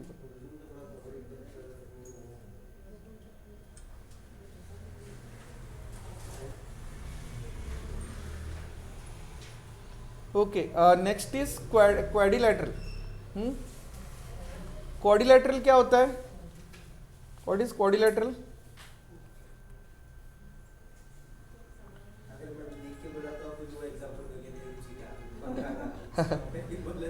नहीं, क्वाड्रिलैटरल, हाँ अच्छा, हाँ, सुभाष चंद्र बोस का इंटरव्यू हुआ था, ठीक है, याद है। जिसकी चार साइड होते हैं ना उसको क्वाड्रिलैटरल बोलते हैं। ये बीच वाला तो ऐसे एक्स्ट्रा डायग्राम बना दिया मैंने। किसी भी उसके चार साइड होते हैं और चार एंगल बनते हैं जिसमें, उसको क्वाड्रिलैटरल बोलते हैं। क्वाड यानी 4, क्वाड क्या होता है? 4, क्वार्टर, क्वाड समिति पता नहीं, अच्छा क्वाड, ओके, अच्छा ओके, क्वाड समिट, हाँ। तो क्वाड यानी 4 होता है। कंप्यूटर में भी क्वाड कोर प्रोसेसर होता है, ड्यूअल कोर, ड्यूअल मतलब 2, क्वाड कोर मतलब 4, ठीक है। तो यहाँ पे अगर मैं इसको ए बी सी और डी बोल देता हूँ, तो इसको बीच में से हम कट कर देंगे डायगोनल से, तो दो ट्रायंगल बन जाएंगे। इसको H1 और इसको H2 बोलेंगे, ठीक है। तो किसी भी क्वाड्रिलेटरल का चारों साइड का हम चारों एंगल ऐड करेंगे तो कितना होता है? कोई भी क्वाड्रिलेटरल ले लो, किसी भी क्वाड्रिलेटरल का, क्वाड्रिलेटरल मतलब चार साइड और चार एंगल, चार साइड और चार एंगल, उसको क्वाड्रिलेटरल बोलेंगे। लिफाफा नहीं, ये तो अंदर मैंने ड्राइंग बनाया है, बस चार साइड है इसमें, तो लिफाफा इज आल्सो अ क्वाड्रिलेटरल। हाँ नहीं, लिफाफा भी है, this is also quadrilateral, this is quadrilateral. आपका इसकी नोट बार बार आ रही है। तो आपका जो रेक्टेंगल है that is also quadrilateral, square is also quadrilateral. कोई भी चीज जिसके चार साइड और चार एंगल है दैट इज क्वाड्रिलेटरल। कोई भी चीज ले लो। क्या ये आपका बेंच के ऊपर ये जो है ना, नहीं फोन है, ये प्लाउड, वो क्वाड्रिलेटरल है, वो फ्रेम क्वाड्रिलेटरल है, वो लाइट का जो फ्रेम है दैट इज आल्सो क्वाड्रिलेटरल। चार साइड चार एंगल।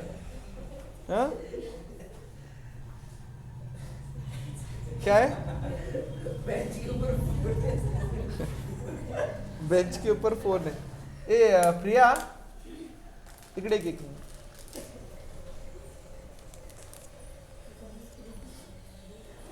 हे अल्ताफनं 2 पेन घेतले असले, त्याला 90 रुपीज परत कर. आणि ते मुस्काननं 2 रफ बुक घेतले. किती होतात बघ, मला माहित नाही त्याचे, ते पैसे रिटर्न करते. कौन-सा वाला देखना रफ बुक लिया उसने.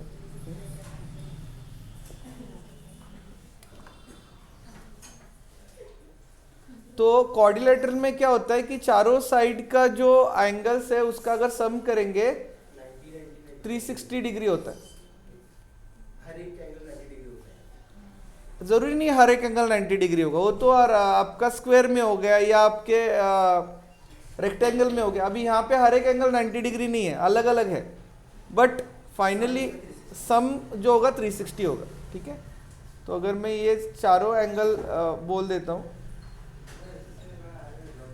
ए बी सी डी, तो A plus B angle A plus angle B plus angle C plus angle D is equal to 360. ठीक है. चारों सेम होना जरूरी नहीं है, बट ऑल टुगेदर सम तो 360 होगा. जैसे ट्रायंगल का सम 180 होता है वैसे 360 होता है आपका किसी भी क्वाड्रिलेटरल का. कोई भी क्वाड्रिलेटरल ले लो, तो अलग अलग टाइप के क्वाड्रिलेटरल्स करेंगे. तो यहाँ पे ए सी क्या है, इसको डायगोनल बोलते हैं. H1 एंड H2 इनको बोलते हैं वर्टिसिस, इसको H1 एंड H2 को. यहाँ पे area is equals to half into A C into H1 plus H2.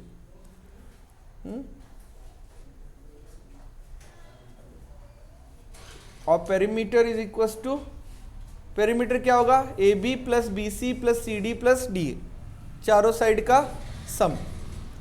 A B plus B C plus C D plus D A, this plus this plus this plus this, that is your perimeter. Okay, ये हो गया आपका quadrilateral. अभी quadrilateral में बहुत सारे types है. देखो क्वाड्रिलेटरल में आपका स्क्वायर भी आ गया, that is also quadrilateral. Rectangle is also quadrilateral. और नेक्स्ट हम लोग सीख रहे हैं पैरेललोग्राम, रोम्बस, ट्रेपेजियम. ठीक है, ये सारे क्वाड्रिलेटरल है. मैं आपको एक बार ये लिख देता हूँ यहाँ पे.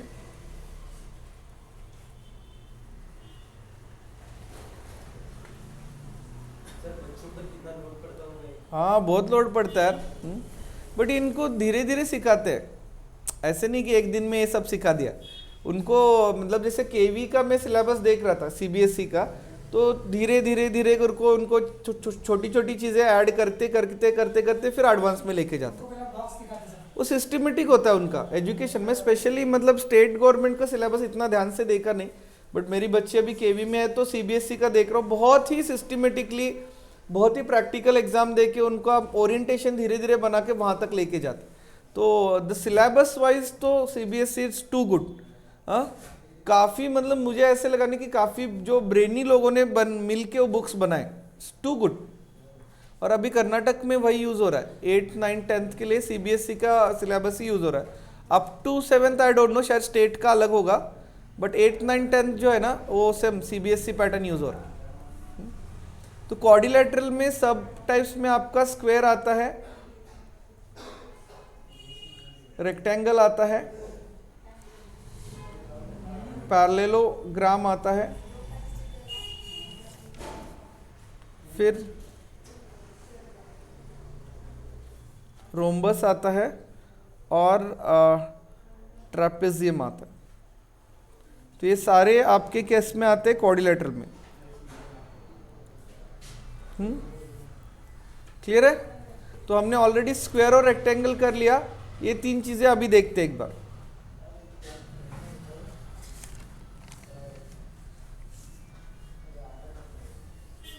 तो नेक्स्ट इज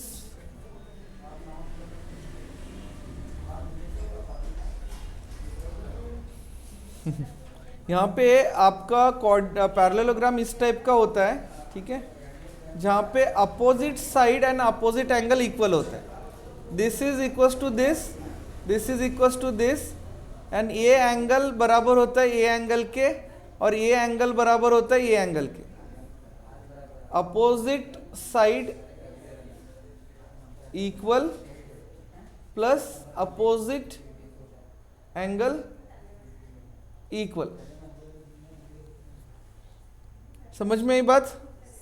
तो this is A, this is A, this is B, this is B, और इसको लिखता हूं ABCD। समझ में आई बात? अपोजिट साइड इक्वल है ना, अपोजिट एंगल इक्वल। अगेन मैं यहां पे आपको क्वेश्चन करता हूं, if I draw a rectangle, इस रेक्टेंगल को पैरेललोग्राम बोल सकता हूं क्या मैं?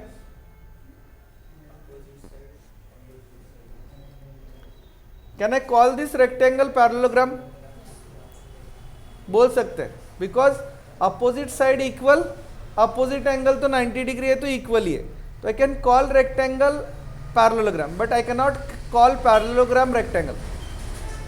पैरेललोग्राम को रेक्टेंगल नहीं बुला सकते, बट रेक्टेंगल को पैरेललोग्राम बुला सकते हैं।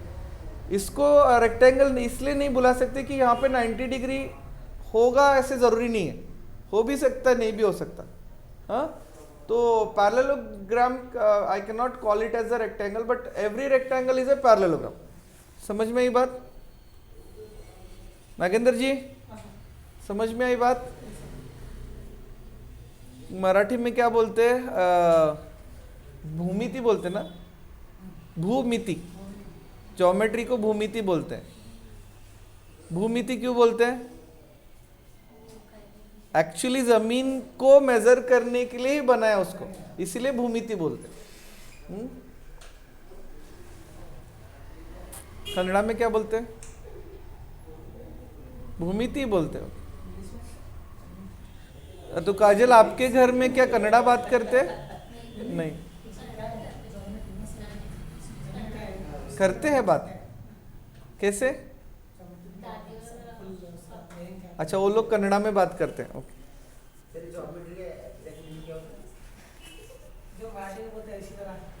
ज्योमेट्री, ज्योमेट्री नहीं, जैसे geo is a root word, is a root word. हाँ, तो इसका मीनिंग क्या है देखना पड़ेगा। यानी ये जियो का root word is geography, geometry. हाँ, तो geo it's a root word actually.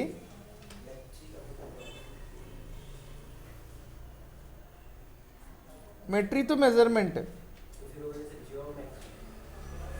नहीं, वो जियो का एग्जैक्ट मीनिंग देख रहा हूं।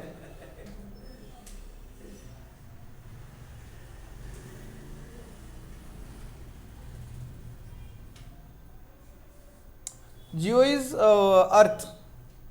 अर्थ, जियो का मतलब है अर्थ। तो अर्थ मेजर कर रहे, तो भूमिति सेम।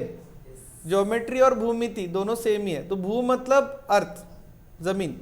हाँ, इसलिए वो ऐसे सर स्कूल में लिखा था हमको कर समय, ऐसे भू निकालेंगे मराठी में, भू और इसको राउंड करेंगे, ऐसे करेंगे क्या? वही है।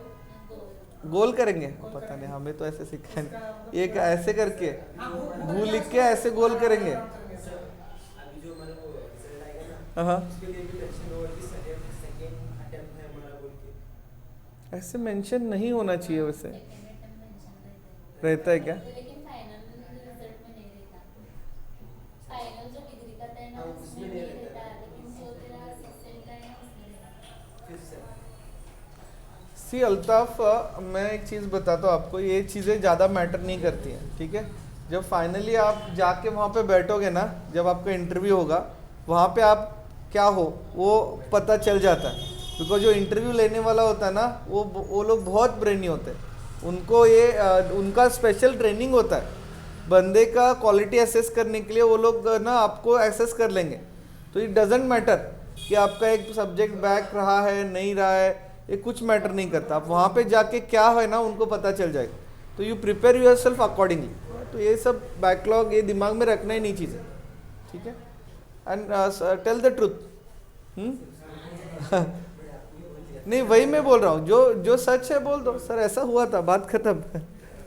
तो वो उसको वैसे भी पता चल जाएगा। आपके बाकी मार्क्स देखेगा ना उस सेमेस्टर के, तो इट कैन नॉट हैपन कि एक बंदा एक सब्जेक्ट में इतना वीक है कि फेल हो जाए, ठीक है? तो उसमें कुछ मार्क्स मेंशन किया नहीं, मार्क्स आते नहीं जिस सब्जेक्ट में आप फेल होते हो। आया 21?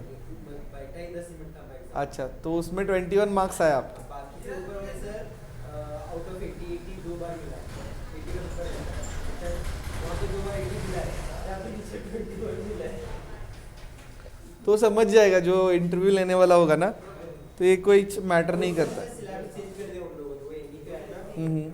अभी जो सपोज इसका बैक है लाइक वो कंप्यूटर का, तो कंप्यूटर का सिलेबस चेंज कर दिया उन लोगों ने। अब ओके, वो सब्जेक्ट ही नहीं है। अच्छा, ये सबसे यही जगह लोग लिखने का रहता है, वही नहीं, सिर्फ वो जीएसटी रखा कैंसिल के लिए। ओके। अभी फिर अलग से डेट। तो आपको अलग सिलेबस से देना पड़ेगा फिर अब एग्ज़ाम। नहीं सर, आपके लिए एप्लीकेबल नहीं होगा ना? वो लिए नहीं। हाँ, जो नए बंदे उनके लिए। अभी जो एटलीस्ट के साथ जो सीख रहे थे हमारे साथ सीख रहे थे शेयर कर सकते थे ना। ओके। अच्छा ये इम्पोर्टेंस है बोल के। अभी वो नहीं, वो कुछ अलग ही सीख रहे हैं। मतलब अच्छा। थर्ड सेम वाले के अलग पूछा भाई थोड़ा मुझे इसका नोट्स मिलेगा, बोला भाई ये सब्जेक्ट ही नहीं हमारे लिए। अच्छा, ओके। चलो, तो यहाँ पे आपको समझ में आ गया, this angle is equal to this angle, this angle is equal to this angle. ये साइड बराबर है इसके और ये साइड बराबर है इसके। इसका एक्सप्लेनेशन यहाँ पे मैंने लिखा है। तो इसका एरिया क्या होगा?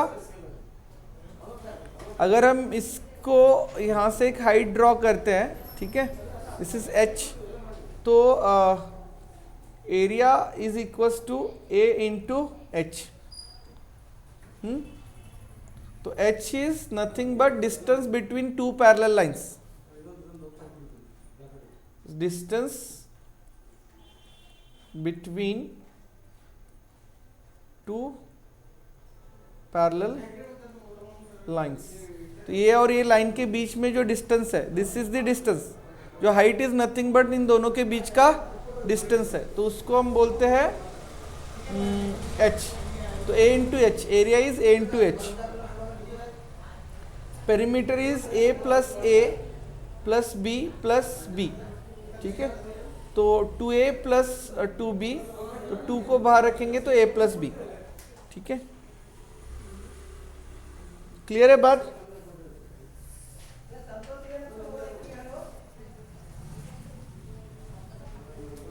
तो इनको एडजेसेंट साइड भी बोलते हैं। a और b क्या है? एडजेसेंट साइड है, ठीक है? और एंगल a और d, ये एंगल ए और डी के एडजेसेंट एंगल है। These are adjacent sides and these are adjacent angles, ठीक है? Okay, next is rhombus.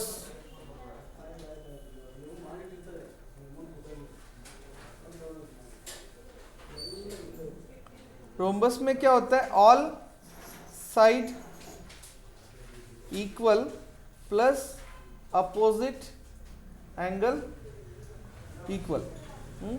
तो आप ये सोच लो, पैरेललोग्राम जो है ना वो थोड़ा सा रेक्टेंगल से मिलता जुलता है, रोम्बस जो है आपका स्क्वायर से मिलता जुलता है, ठीक है?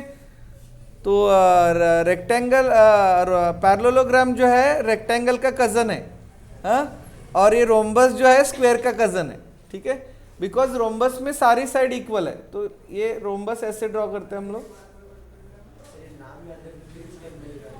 सॉरी, नाम याद रखने के लिए कुछ ए बी सी डी, यहाँ पे all sides are equal, same like square. तो यहाँ पे भी आप स्क्वायर को रोम्बस बोल सकते हो, बट रोम्बस को स्क्वायर नहीं बोल सकते। स्क्वायर को रोम्बस बोल सकते हो, you can call this as rhombus, बस इसको आप स्क्वायर नहीं बोल सकते क्योंकि इसके सारे एंगल 90 डिग्री नहीं होंगे। नहीं, ये आपको एग्जाम में इस टाइप से आता है, बैंकिंग में नहीं, लेकिन नॉर्मली आपका पीएसआई एग्जाम में आ सकता है। ट्रू और फॉल्स बोलेगा, square can be a rhombus करके, square can be a rhombus, तो ये ट्रू है, स्क्वायर रोम्बस हो सकता है, बट आपको उल्टा rhombus can be a square बोलेगा तो फॉल्स बोलोगे, ठीक है।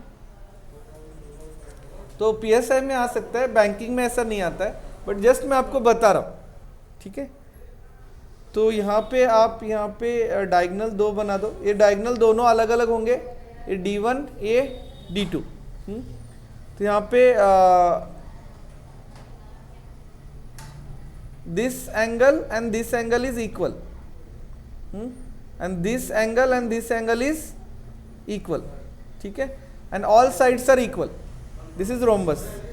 तो इसका area is equal to half into D1 into D2, diagonal 1 diagonal 2, और पेरीमीटर तो 4A होगा, A plus A plus A, ठीक है। अब इस कैटेगरी में लास्ट आता है ट्रेपेजियम, इसके साथ एंड करते हैं हम लोग। कल हम लोग वो करेंगे, ट्रेपेजियम खत्म करके एंड करते हैं। कल हम लोग हेक्सागन, ऑक्टागन और सर्कल वाला करेंगे, और फिर 1-2 3D वाला भी करेंगे, ठीक है।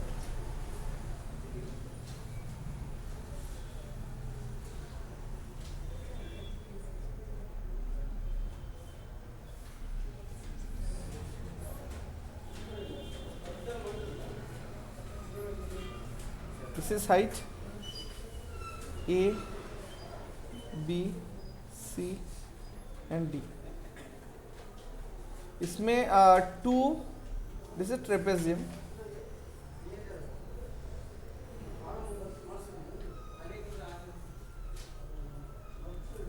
इसमें 2 opposite sides are parallel, 2 opposite sides are parallel. तो ये A पैरेलल है, A पैरेलल नहीं है, ये दोनों क्या है, पैरेलल है, ये दोनों पैरेलल नहीं है। पैरेलल क्या होता है, जो कभी भी एक दूसरे से जुड़ेंगे नहीं, कितना भी एक्सटेंड कर दो, जैसे रेलवे का ट्रैक है वो पैरेलल है, वो कभी भी एक दूसरे से कट नहीं करेगा। अभी ये बाकी जो 2 साइड है अपने इस एंगल पे है, तो कहीं ना कहीं ऊपर जाके कट करेंगे एक दूसरे को। पैरेलल क्या होता है, स्ट्रेट, ये कभी भी एक दूसरे को काटेंगे नहीं, हाँ, इतना प्यार है उनमें कि कभी एक दूसरे को काटेंगे नहीं, इसलिए पैरेलल बोलते हैं उनको। हाँ, मिलेंगे भी नहीं लेकिन साथ में चलेंगे। हाँ, हाँ? ये ऊपर जाके क्या होगा, टकराव होगा, हाँ, वो गैप है। हाँ, तो पैरेलल लाइन के लिए एक शेर है, हाँ, काश तेरी मंजिल मेरे मंजिल के पास होती, तू जिंदगी भर ना सही रास्ते भर तो साथ होती। हाँ, तो पैरेलल लाइन रास्ते पर साथ रहते हैं, मंजिल दोनों के अलग है। हाँ, अल्ताफ क्या है शेर, काश तेरी मंजिल मेरे मंजिल के पास होती, तू जिंदगी भर ना सही रास्ते भर तो साथ होती। तो ये पैरेलल लाइंस के लिए कहाँ पे थे हम लोग, ओके, ट्रेपेजियम। तो अल्ताफ किसी और मोड में मत चले जाना है नहीं, चलो अच्छी बात है, अच्छी बात भी है बुरी बात भी है। और यहाँ पे plus 2 opposite side are not parallel, तो ये दोनों पैरेलल है, दोनों पैरेलल नहीं है, इसको बोलते हैं ट्रेपेजियम। तो इसका जो एरिया है is equal to A plus B divided by 2 into H। तो this is A and this is B, और दिस इज हाइट। दो पैरेलल लाइन के बीच का जो अंतर है दैट इज हाइट. तो a plus B divided by 2 into height. ये आपको इतना नॉर्मली देखो, मैं हम लोग क्वेश्चंस करेंगे तो you will enjoy the questions. अभी थोड़ा थेरी लगता है कि ये क्या है, हाँ, बट क्वेश्चंस आप एंजॉय करोगे. इसके क्वेश्चंस काफ़ी ट्रिकी होते हैं, सिंपल होते हैं. perimeter is equals to AB, BC, CD and DA. AB plus BC plus CD plus DA. This is perimeter. ठीक. So this and this concludes our quadrilateral. Tomorrow we'll do the hexagon and octagon and followed by the circles. ठीक है. फिर 3D 2-3 है, just देखते हैं उनको.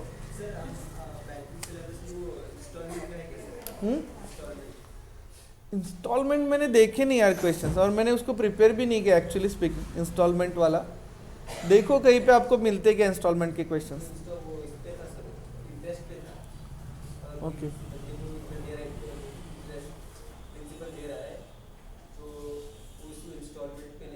Okay, समझ में आया.